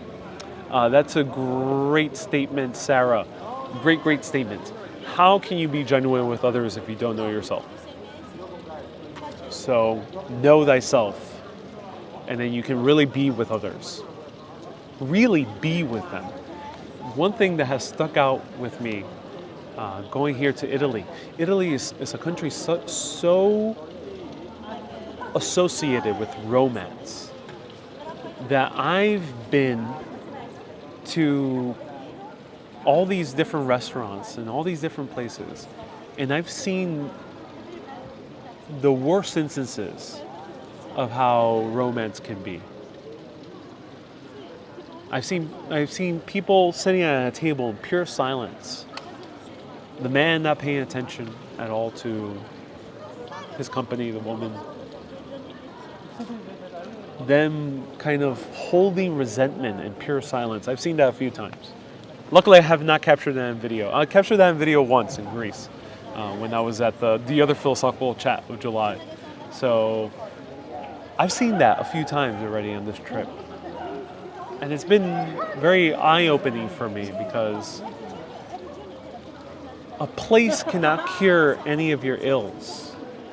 You can go to the most romantic place on earth, which is Italy, and yet you can be in utter distaste and resentment with your significant other. A place is not going to cure that. A place doesn't even enhance that necessarily. So I don't think that's such a sad thing. Millie says that's sad. I think that is a good reminder to not be dependent on the external world, to not be dependent on a place or a situation or some type of activity, but to be dependent on who you are, to be fully authentic with yourself all the time so you can really provide something of beauty to others. So be really grounded with yourself. And Ronald says, compromise is the key to any relationship. I would challenge that. I would say not compromise. Because compromise assumes that you're being negative. Compromise means that you're sacrificing something about yourself. But synergy.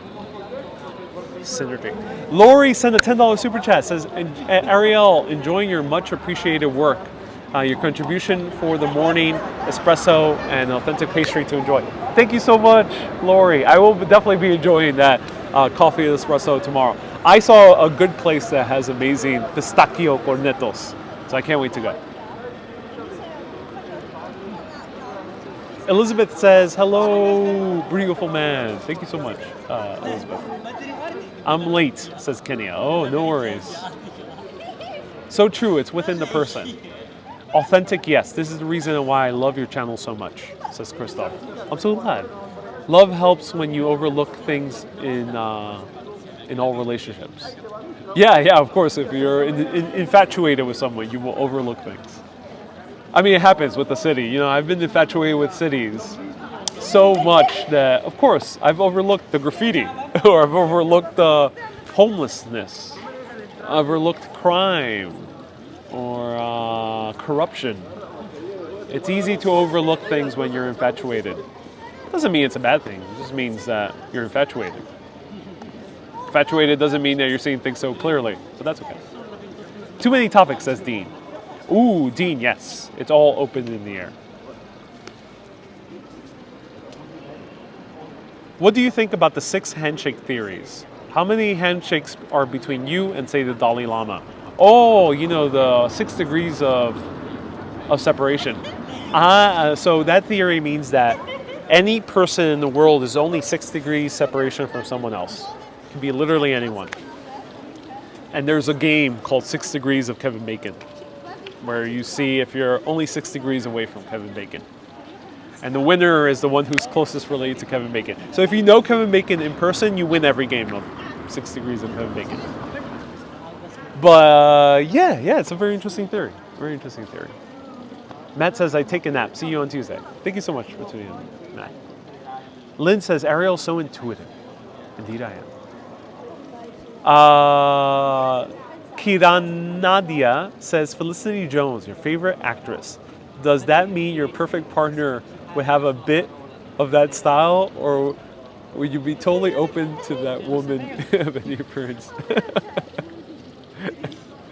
All I'll tell you is Felicity Jones is one of those few public figures that gives me heart eyes every time I see her.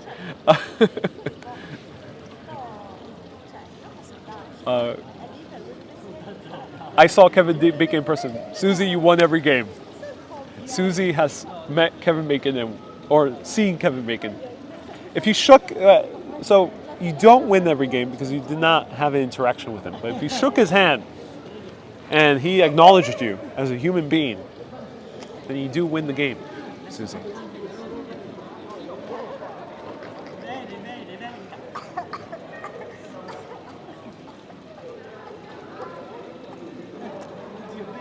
Kathleen says, I'm infatuated with you. Kathleen, if you're infatuated with me, you're ignoring all my negatives. Lori says, you're welcome, Ariel. My pleasure. Have fun in Italy. Thank you so much. Love is blind, says Lucy. Thank you so much for tuning in, Lucy.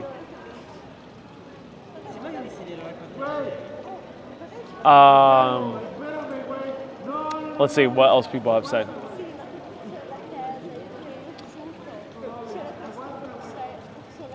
I find that traveling to different places, says Donald, different sides of me tend to emerge.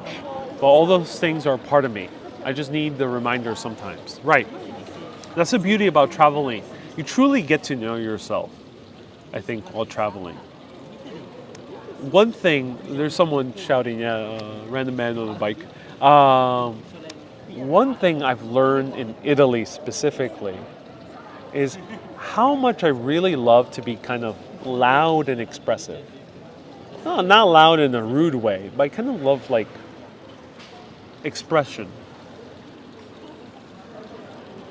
And I've realized that here in Italy is because there's kind of a culture of don't speak too loud.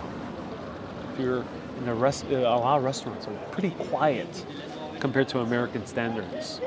It's pretty low. And I realize how much I value kind of a culture or the ability to just be loud. Do you ever get angry, says Jump? I will quote one of the best lines from the film and the book Little Women. I'm angry every day. It's a great quote. It's a great quote. Yeah, do I get angry? Yeah. I am someone who does have anger. But that's for a more personal discussion. But luckily it's not driven to anyone personally. And I don't hold resentment, luckily. So I'm grateful for that. But I think if you're completely angry-less, then you are lucky. But if you say that you have zero anger, then maybe you may be lying to yourself. Because I've seen a lot of people say, no, I'm not angry. Not angry. No, I have no resentment. And you can tell, you can feel it. You can truly feel it. Your voice is your natural strength, says Deanne. Thank you, Deanne. I appreciate that. It's what you do with that anger. Some people make it a prison for themselves. Yes, that's right, Miss Lobb. I guess Greece was more of your speed in terms of loudness. In Virginia, yes, it was. Yes, it was. Axie, do you ever cry? I do. Of course. An example, I tell you I cry. I cry by pure wonderment by a lot of Marvel movies. It's no coincidence I keep referencing Marvel and the movies while walking around all these cities. It just touches me in such a deep, deep way. And the last time that happened was watching the Disney Plus series, Loki. It happened with Black Panther, it happened with many other Marvel properties. It happens with similar sci-fi movies as well. It's that wonder. It's that I love movies that make you feel like you're somewhere else, that you're having some journey across space and time to a beautiful place. That completely touches me. And Marvel, the series of films based on the comics, there's something special about those series of movies that I don't think that many other movies do. Those movies really, I'm about to cry right now even thinking about it. Those movies touch upon a truly innocent wonder about life, about the joy of surpassing every obstacle, about utilizing your own superpower. And of course, in those movies, superpowers are magic or technology, like Iron Man, or mutations like Spider-Man. But I think it hits something deeper. There's a reason why these movies are the most watched movies in the entire world. There's a very good reason for that. There's a reason why these comic books have been read and known. People all around the world know who Spider-Man is. There's a reason for that. It's not because it's mere popcorn entertainment, like some people like to say. It's merely a theme park ride. I fully disagree. Those movies touch upon our own desire to express our deepest gift. Of course, in those movies, it just tends to be superpowers. But in real life, it's our power to speak, our power to write, our power to love, our power to express, our power to hug, our power to paint, our power to make a machine, our power to make the best plumbing system in the world, our power to garden. It's that power that I think really makes us wonderful human beings. Because a superpower, and we all have a superpower, is not only for you. It's not only for you to merely have success or love or fame or money. It's not for that. Culture teaches that. American culture teaches that we have to express our talents to have success.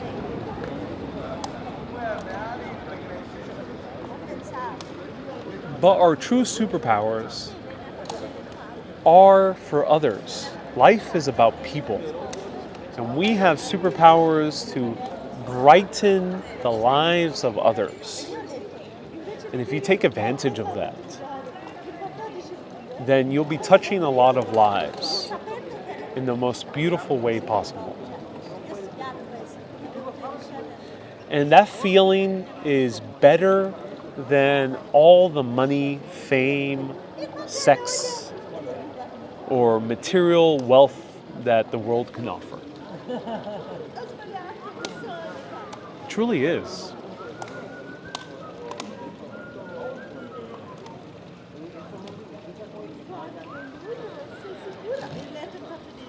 Dina says, you truly enliven our lives.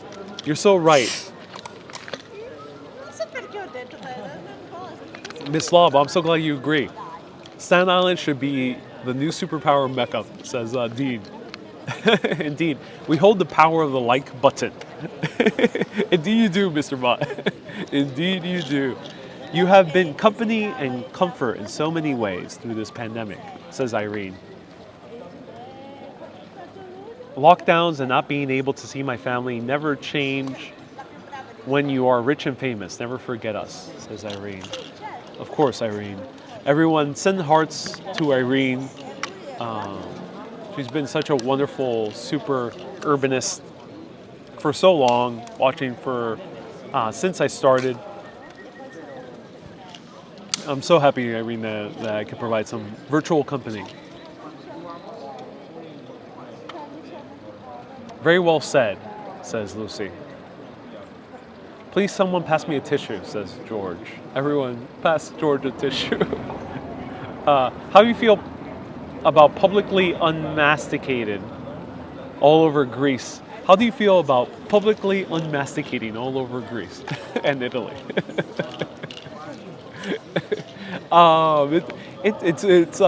It's fun. It was fun in Greece. It's challenging here in Italy to publicly masticate. And it's a challenge worth taking. In Mexico, I encountered the challenge of cell phone service. There was bad service. Terrible. I couldn't get a good signal. So many live streams ended in cliffhangers, like if they were a Netflix bingeable series. But that made me all the more aware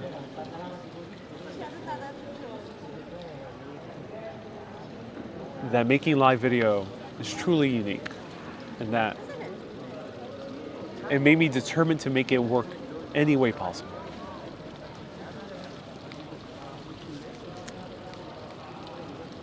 In Italy, it's a bit weird to live stream in public, especially in crowded public places. It's a bit weird, as it was weird for me in Madrid. It's a bit odd. You know, I've encountered so many places where it wasn't odd. New York, Boston, Washington, D.C., much of Greece,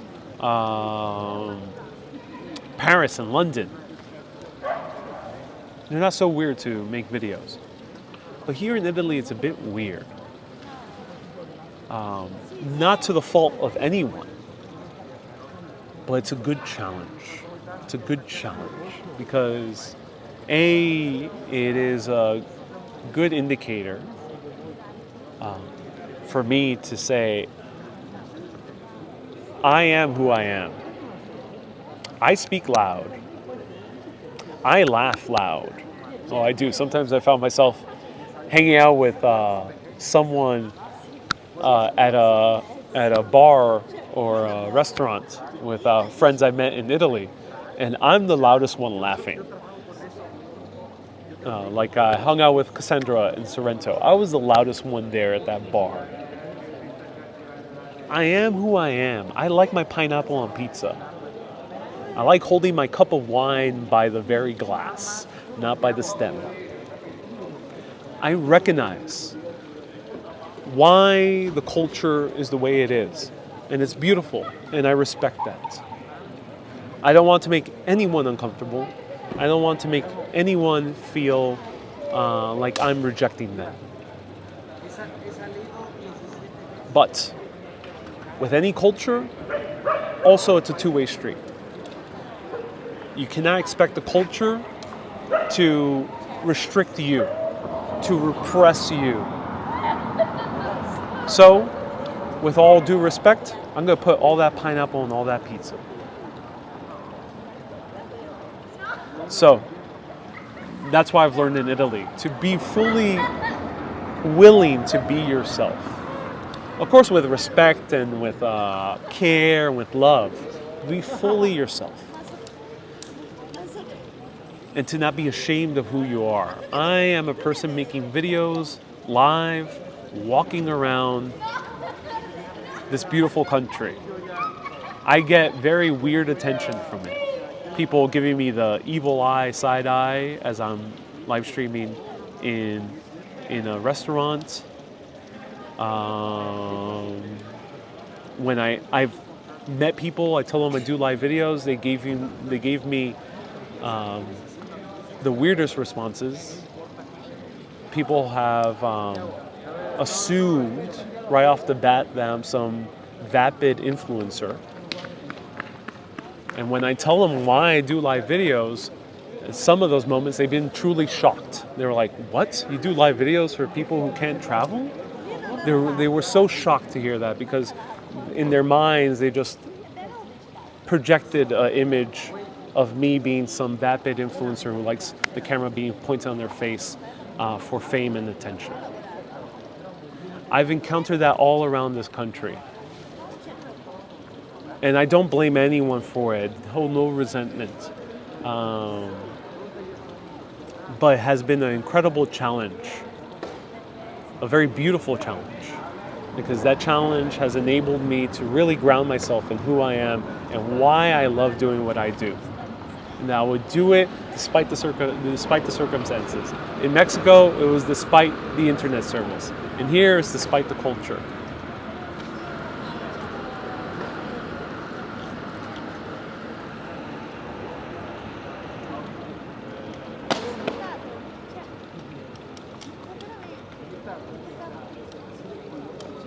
Hope you're coming to Pisa. Yeah, I'm tempted to go to Pisa. You know why I'm tempted to go to Pisa? I met a tour guide who said, don't bother going to the Duomo, which is the main big cathedral. I haven't been inside yet, but I was shocked. And then that person said, don't go to Pisa. And I've heard a lot of that here in Italy. Don't do this, don't do that. That's very touristy, that's very that. That's very boring, don't do that. I've heard a lot of that here in Italy. And I get it. Some people do mean it with very good intentions. But I don't know. It feels like no. I think you might be wrong. So, because I encountered that in Romania.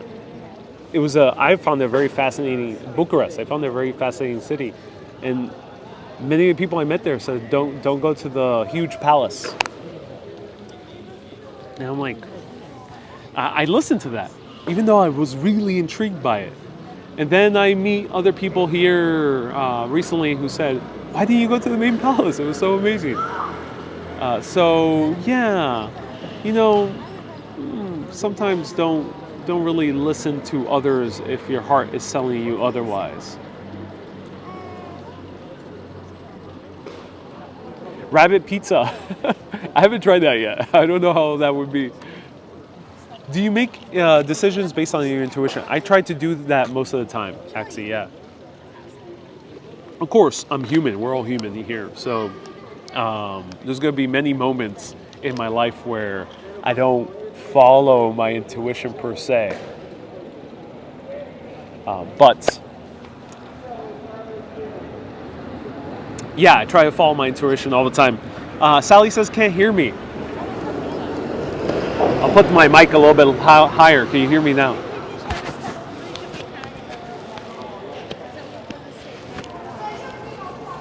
Mr. Boss says, F it, we'll do it live. Yes, F it, we'll do it live.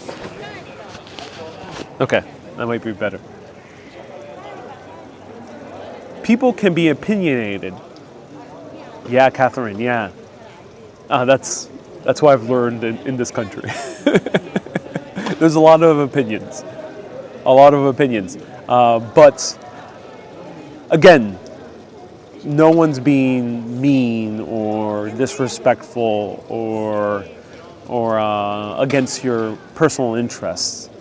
It's just, it's a different place. It's a different culture. It's a different upbringing. It doesn't mean it's right or wrong. It's different. Like America's different. America, we're taught to smile when we don't really want to smile. You know, companies do that, parents do that.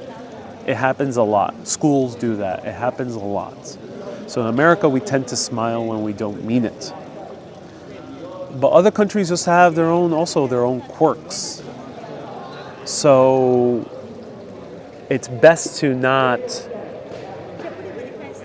take it to heart and to kind of follow your own intuition and be really grounded in who you like to be. You don't need to be what one culture tells you to be. Either the culture you grew up or a culture you're visiting. You don't need to do that. It could be a wonderful learning experience. It could be a way you can experiment and try to immerse yourself in that culture. But don't feel like it is an obligation, I would say.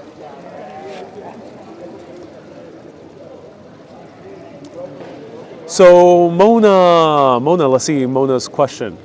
Helena says, you're a great speaker, believe it. Thank you so much. Imagine if all the customers are loud in restaurants or cafes, says Dean. So Dean, let me know where you're from. America, things are much louder. Puerto Rico as well.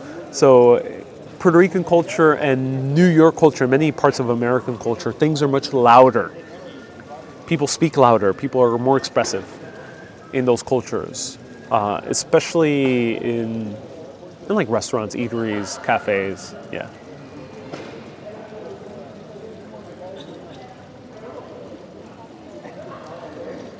Alicine, hey,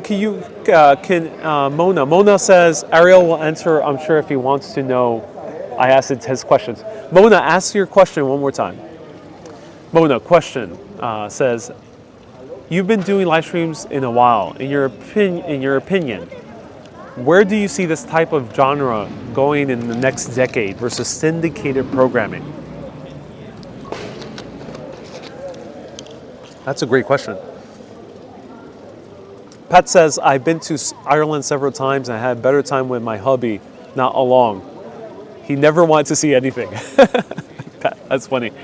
So Mona asks a great question. Annabelle asks, what's your next country?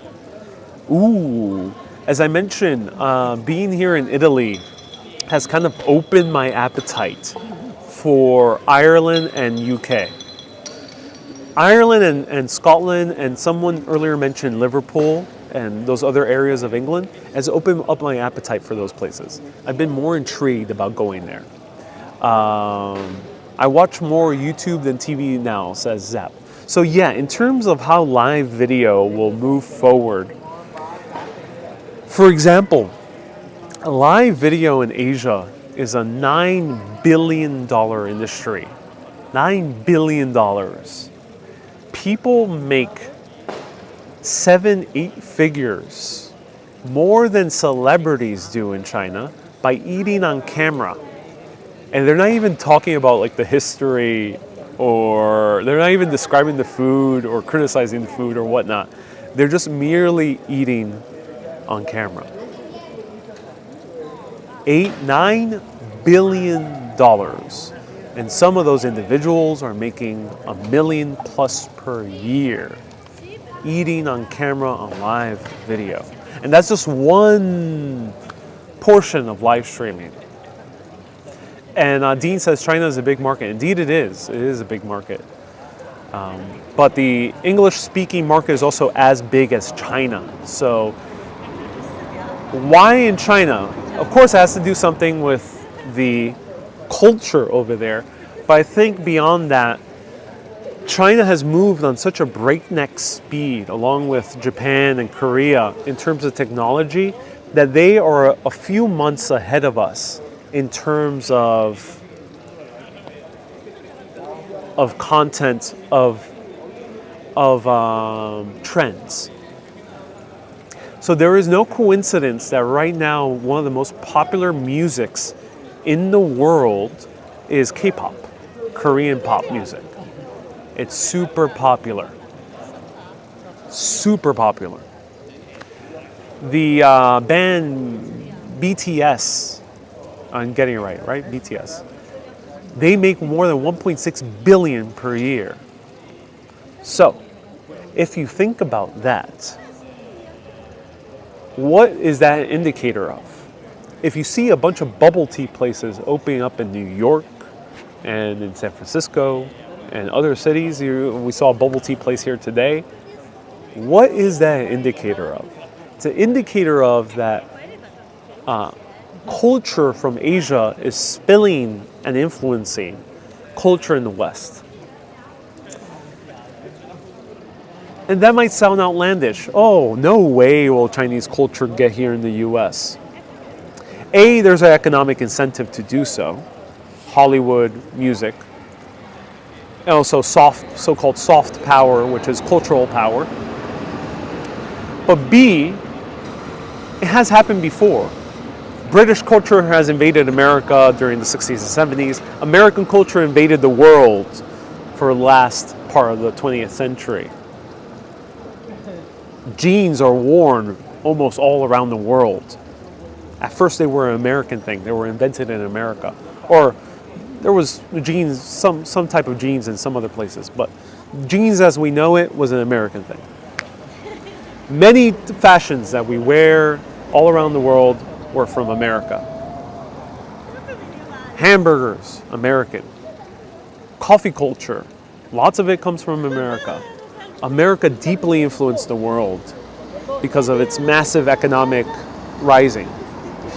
So if that happens, then the same thing could happen with Asian culture spilling over. So my thinking is that there's a very good chance that that type of live streaming industry, both the culture and the economics, are going to spill over to the West.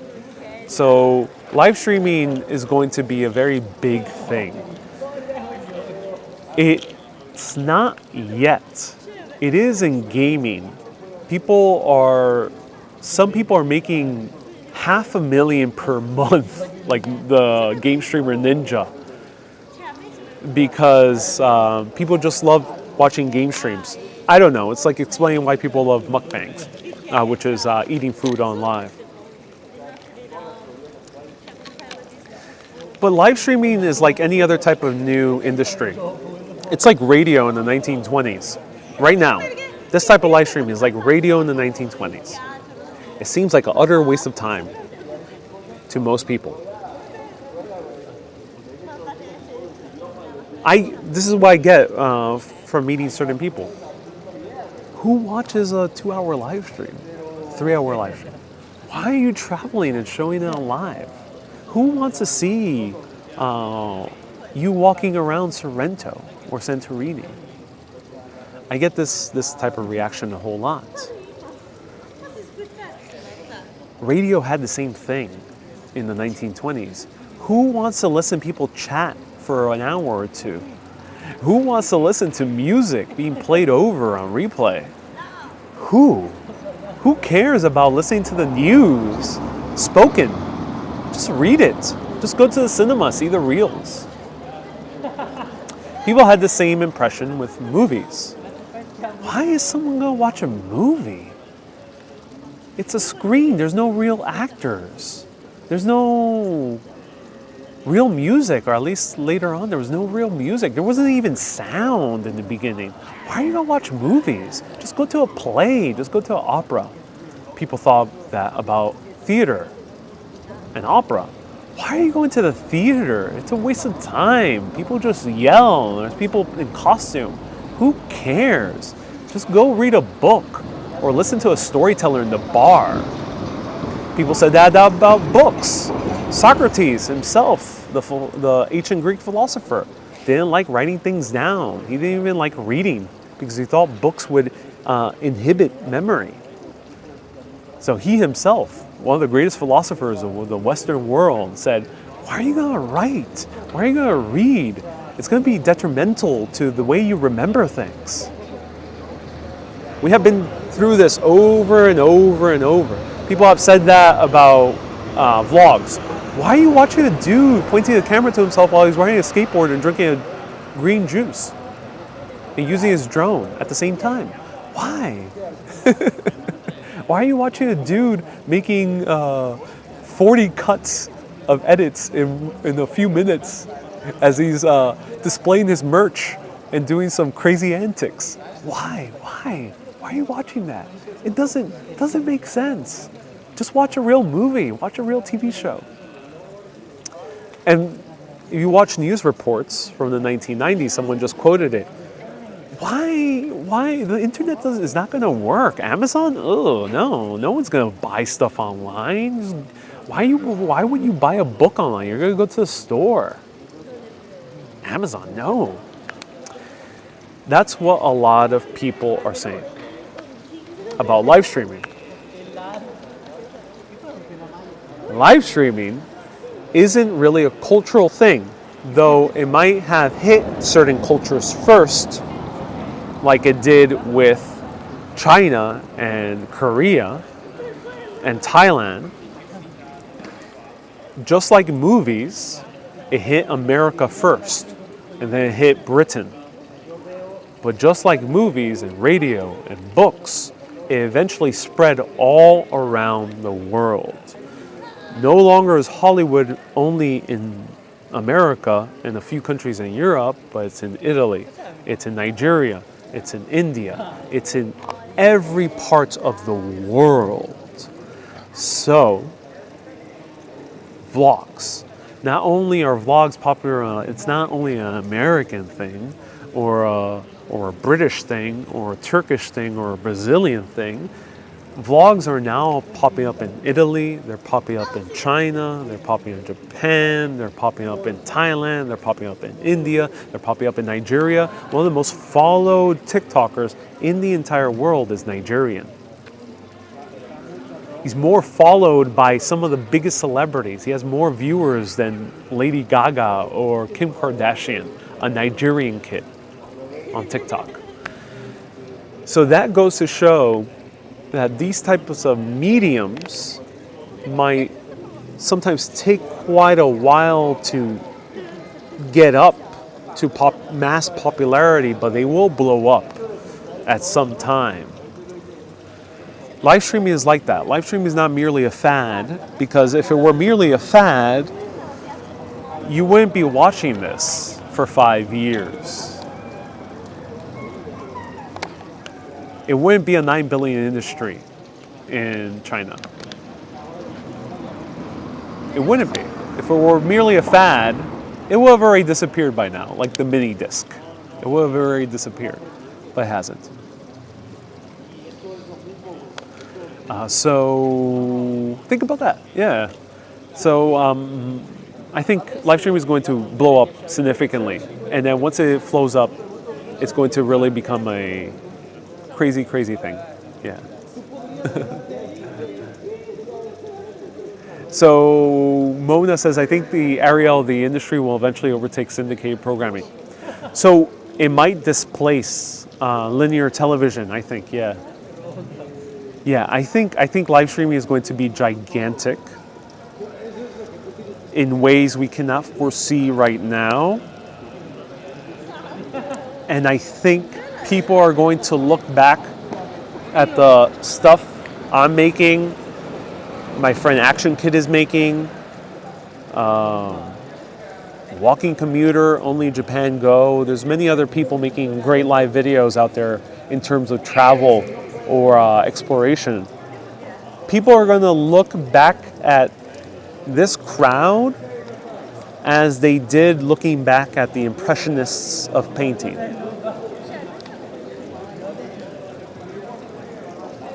When Impressionism came out in the early 1900s, it looked like utter lunacy. Impressionism is Van Gogh and Picasso and Monet and Manet and all these other amazing painters that painted things that were more abstract, that were more impressionistic, that aspired more to an impression of a feeling or about a landscape than rather the realness of it, the perfect photo picture quality of it. So when it initially came out, people thought it's utter lunacy. Ain't gonna be popular. This is shit. It's someone making too many paintbrush strokes. It's a dude making a bunch of cubes and squares. It's a man making a lot of squiggly lines because he's high on paint. That's what people thought about Impressionism. But look what happened. Now, most of art nowadays lends itself or attributes to the Impressionists. So I think that might happen with this type of live streaming. Whatever the big travel live streamers happen, hey, ciao! I think a couple was staring at me, another say hi, bye. The Impressionists end up really influencing everyone who came after. Basquiat, Andy Warhol, so many people. So that said, whoever will end up making travel videos 10 years from now, 20 years from now, whether it might be myself or someone else, they will look back to us and saying, oh, these guys were the progenitors. These guys really paved the way for this world-changing type of content. And it might sound like I'm aggrandizing. And George left the $10 super chat. George says, keep on live streaming, especially when you have the audience. Be well. Thank you so much, George. So it might sound like I'm aggrandizing live streaming. But I think it's also important to really see your greatness, to really be aware of what you're doing right. Because if you can see that, then you can give more. You can provide more to others. And I think that's the most important thing. If you can see that you're a person who can love, then you can love others. If you can see that you're a person who can feel joy, then you can spread joy to others. If you can see that you're a person who can paint, then you can paint beautiful pictures that will inspire others. If you can see that you're a person who can tell stories and put wonder into people's lives, then you can give wonder to others. I think it's very important to see what you're good at, or whatever you're doing is good. And I really do believe that live streaming is something very special. It has the opportunity to be very dull or addicting in a very negative way, like everything, movies, music, books, everything. Any type of art has the power to destroy, to make people suffer, to inhibit, to oppress. Or has the ability to bring joy, to bring wonder, to bring beauty, to bring love into the world. It depends how you use it. And surely we will continue experiencing live streaming to be used in a very negative way. That is going to happen. But hopefully the light of live streaming could outshine any negative that comes out of it.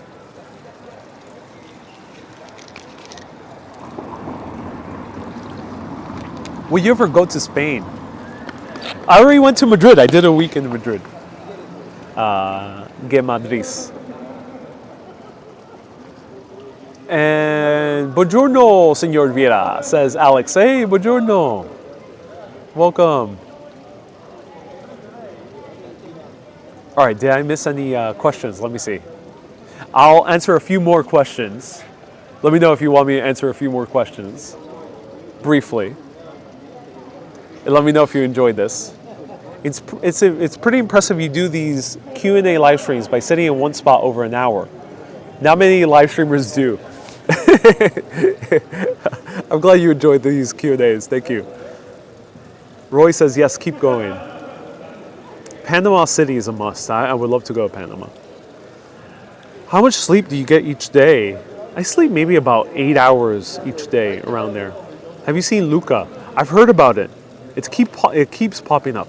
Maybe I'll go. Will you please go to TJ? What's TJ? Let's see. Ariel, how close are you to the Lamborghini? I don't know. I don't know how close I am to Lamborghini factory. Janice, send 100 stars. Thank you so much. Hey, very cool to hear that you helped out Holly Varlet with their wedding. I think they're a sweet couple. Seeing them on AK's channel. Yeah, I made their wedding video. I'll pop up soon, at some point, publicly. Thank you for your time. I know you could be eating some gelato and laughing somewhere else right now. No, I mean, I really enjoy making these videos. So I would rather not be anywhere else at this very moment in time. Anonymous dude. I'm truly enjoying making this video. Do you remember me, Ariel? It's Miles. Hey, Miles. Yeah, of course. Thank you so much for tuning in. How's your day been, says Maliki. It's well. This is doing well. It's doing swell. Leaning Tower of Pisa, says Roy. Oh, yeah. And Always Do says, appreciate you. Buonanotte. Don't forget to smash that like button, says Matt. Thank you so much, Matt. Let me see if I'll go back and see if I missed any questions.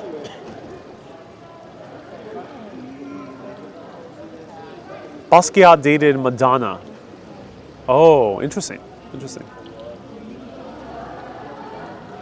Too many notes, Amadeus, says Janice. Question, I feel like people let others think for them. I almost wish for a day where everyone has a YouTube channel. What do you think, sir? Anonymous. A lot of kids nowadays, especially in America and many other countries, maybe not so much here, but many other countries, there's a smiling at me. Ciao! There's a couple of smiling at me.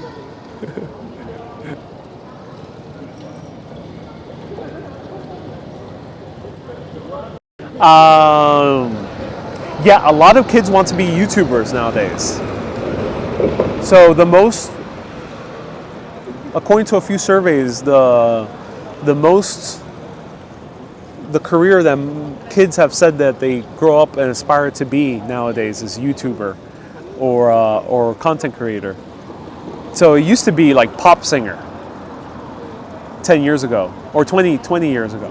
10 years ago it was like sports star or rapper. And then 50, 60 years ago it was like astronaut. And then before then it was a bunch of different things, scientists, whatnot. But nowadays it's YouTuber. So I think a lot of kids want to be YouTubers because they see it all the time. But I don't think everyone's meant to be a YouTuber. It's like the kids who say, ooh, I've encountered this a few times. Kids and also people closer my age who said, ooh, I really want to do what you do. I really I really want to do what you do. It sounds so cool. And then I asked them, do you like history? And they're like, yeah. Do you like researching for hours on end about architecture, history, and urbanism? And they were like, oh. Do you like editing? Like I make TikTok videos. One TikTok video takes like two hours now because I add more. Now I've been adding more images. I've been editing more, and I love it. But it takes like 2 to 3 hours to make and I add captions. 2 to 3 hours to make a TikTok video. One TikTok video. And when you ask people, do they really want to do that? Then you start seeing some people be like, oh, yeah. Either they're lying to themselves like, yeah, I want to do that. Or they end up realizing, oh yeah, that is quite a lot of work. So if you really want to do this, you have to really love it. If you want to make videos about history, travel, architecture, whatnot, you have to really love those topics. Otherwise, don't do a video about this. If you don't enjoy walking around for hours, don't do walking videos. This is going to make it hard on yourself. So Anonymous Stu says, if everyone was a YouTuber sharing their thoughts, I don't think YouTube is meant for everyone to share their thoughts. YouTube is like any other thing in the world. It's just another job or another art form. I bet during the time of Michelangelo here, when he made the David, there was a lot of wannabe sculptors. But they don't realize that Michelangelo had a lot of sleepless nights sculpting a piece of marble. And you know all that responsibility of messing up with a marble, which probably did happen, he just didn't talk about it.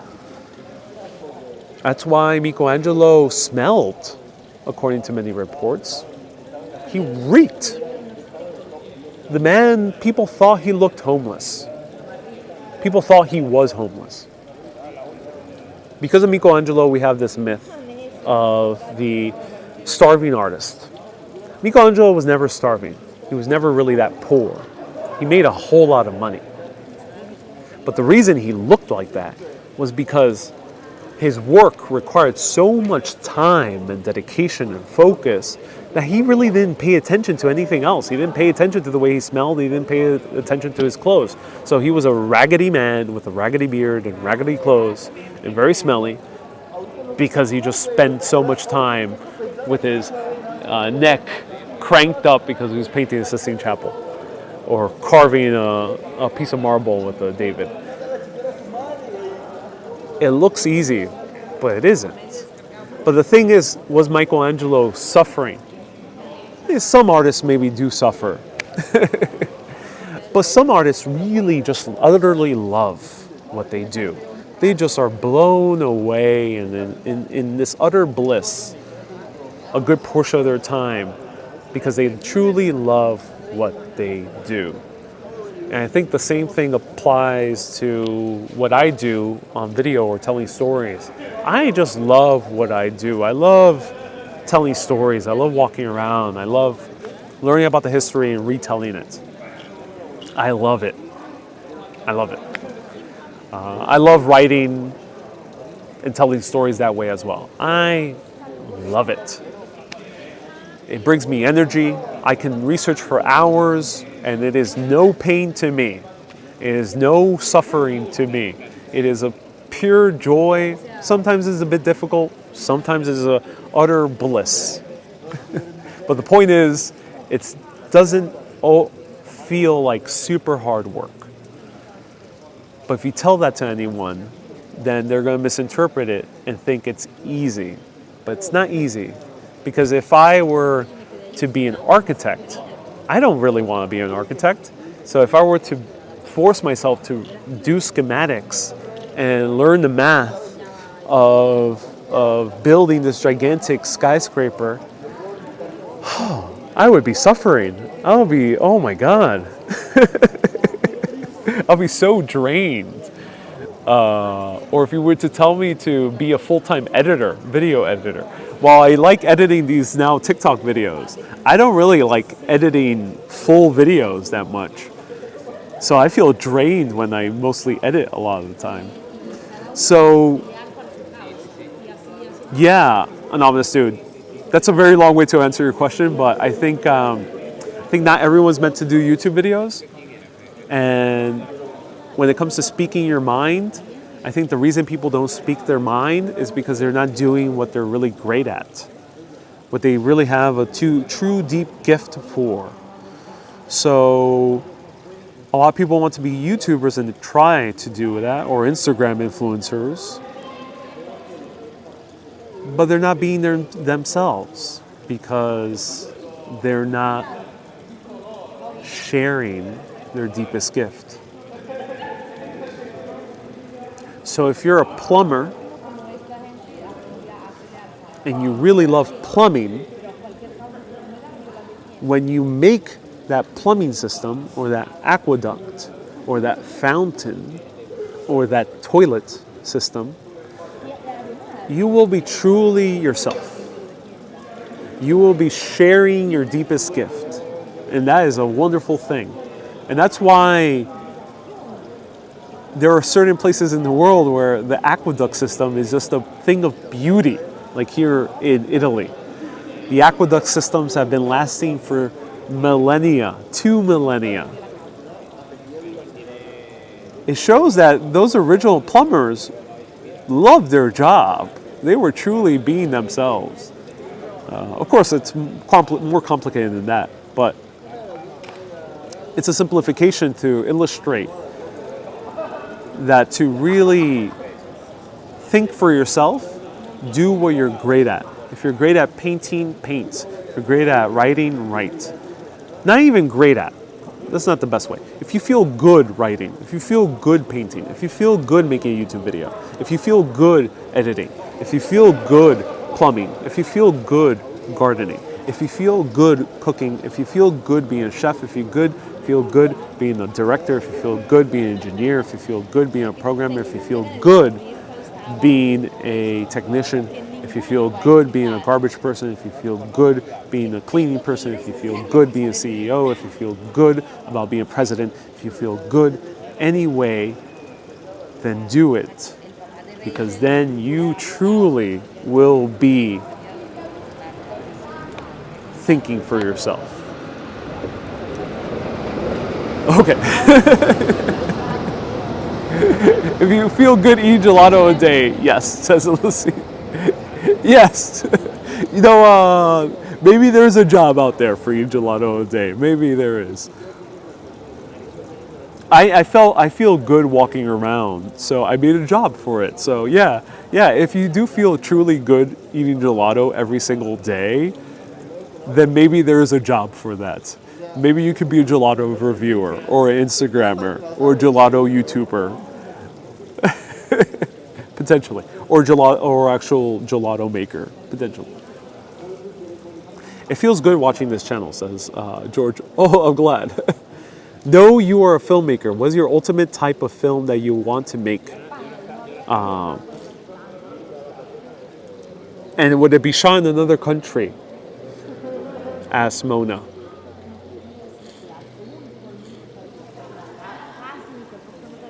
I would definitely shoot movies more in other countries than in a set.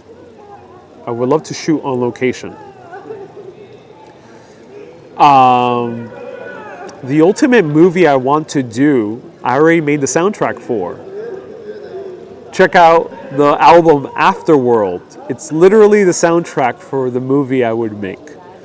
And that movie would be an epic sci-fi action film that is about a hero discovering or uncovering the secrets of the universe. That is a film I would make. And it involves synth music. And disco as well. But disco is not in the album. Have you been to Ireland? Asked Andrew. No, I have not been to Ireland yet. And I would film that movie in a few different locations. One place where the movie I envision it taking place is in Paris. Will there be live streamer awards? Not yet, but maybe somewhere in the near future. There's already vlogging and Instagram awards. They're called the Shorty Awards. So yeah.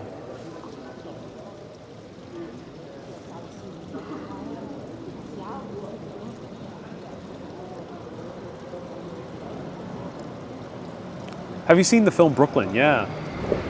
You have very definite ideas, says Mona. I do have very definite ideas. I know exactly what I want. Especially in terms of film. Octopus from Outer Space would be a good sci-fi movie, says George. Octopuses are very interesting creatures, I must say that. New Vesuvius eruption, and all your supporters will be extras, says Lucine. Yeah, that is definitely another film in my mind. Millie says, you'll be number one. Oh, thank you so much, Millie. I appreciate that. All right, I'll stick around for 5 more minutes. Then Masters of Our Destination. Great imagination, Ariel Vera. Oh, thank you so much, Anonymous. What inspired you to get started in live streaming? Search my name on Spotify, and there's a lot of podcasts where I go into detail. But long story short is I always loved filmmaking. When I was 5 years old, I was asked by my mom to write down what I wanted to be when I want to grow up. And I wrote movie star at 5 years old. A lot of people tend to ignore what they aspire to be to grow up when they were very young. You tend to kind of get clouded in your judgment of what you want to be growing up when you are older, especially in your teenage years. That's why a lot of teenagers nowadays want to be YouTubers, even though many of them are not cut out for it. Many of them actually deeply inside are not really meant for YouTube. They're meant for something else. They might be meant to be awesome plumber. They might be meant to be awesome engineer or astronaut or pilot. But they think they should be YouTubers. But usually that does not happen around before the age of 9. Before the age of 9, and there's many studies about this, and there's many anecdotes that you can read about countless great masters of arts, sciences, and whatnot, that they knew or said what they wanted to be when they were young, and that's what they became masters at. If you tend to ignore that, then life might be a little bit more challenging, I think. If you tend to follow that, life is going to be easier. It might not turn out exactly the way you thought it would, but you might be surprised and delighted in a more beautiful way.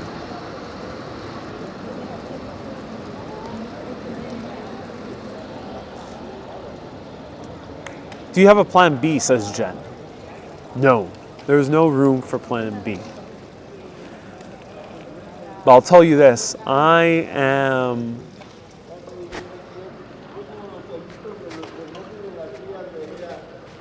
feel safe that the skills I have grown in making videos is applicable in any scenario. There could be a massive, gigantic apocalypse where Mount Vesuvius or the volcano underneath the Bay of Naples explodes and the world goes into global winter and we all lose all of our technology, and I'll still have a job. I can still tell stories. I can still entertain people in some way. I can still do something. And if you think an entertainer is useless in the global apocalypse, well, then maybe you're not the right customer. But there's going to be a lot of customers for that, even in that scenario. So think about that. Chavez says, I became a primary school teacher after a failed career in another field. And looking back on my youth, all the signs were there that I loved to teach. Yes! You know, for the longest time, I wrote movie star at 5 years old.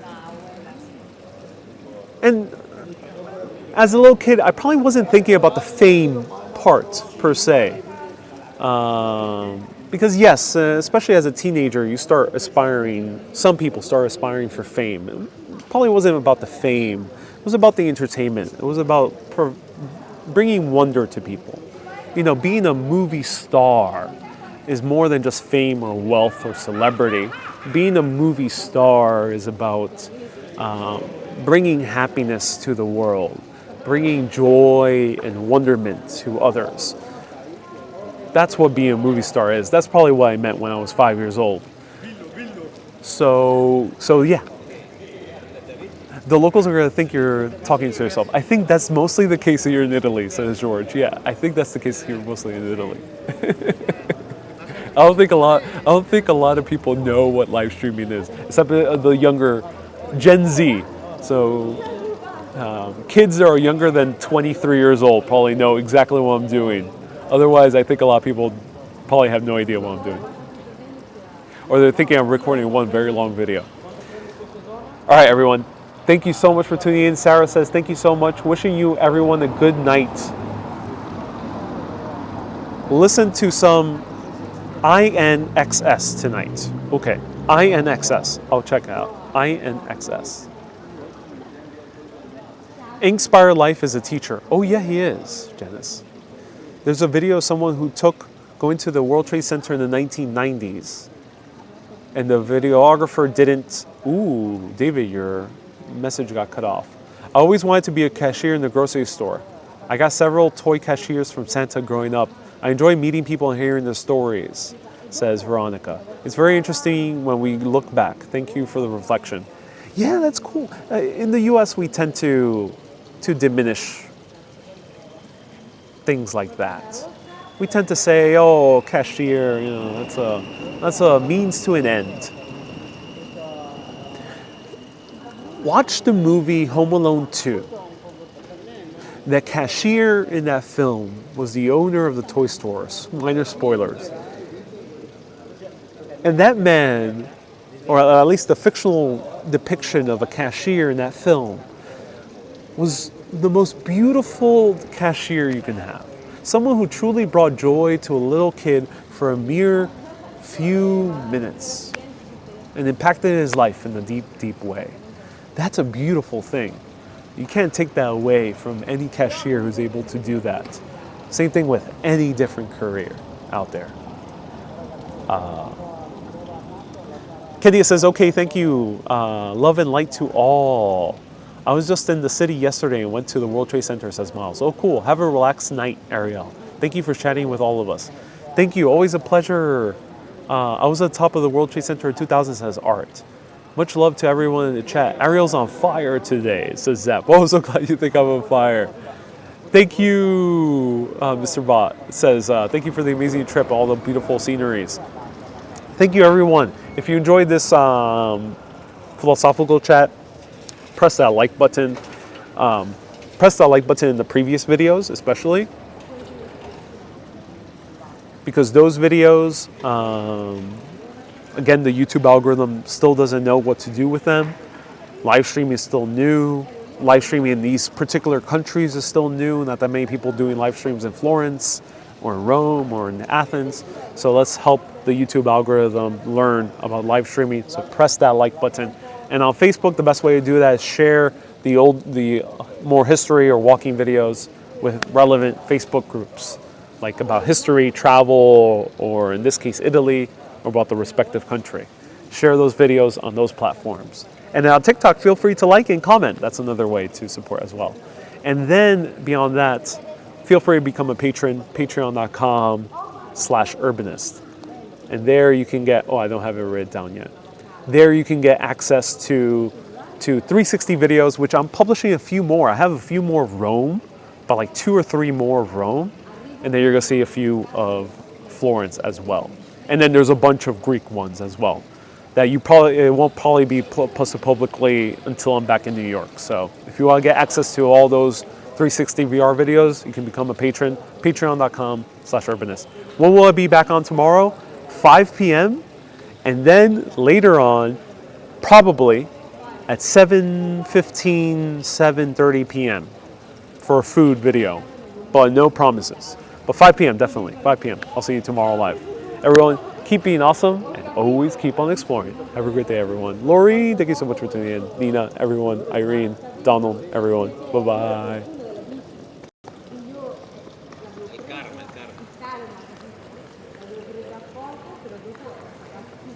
Buonanotte, amici.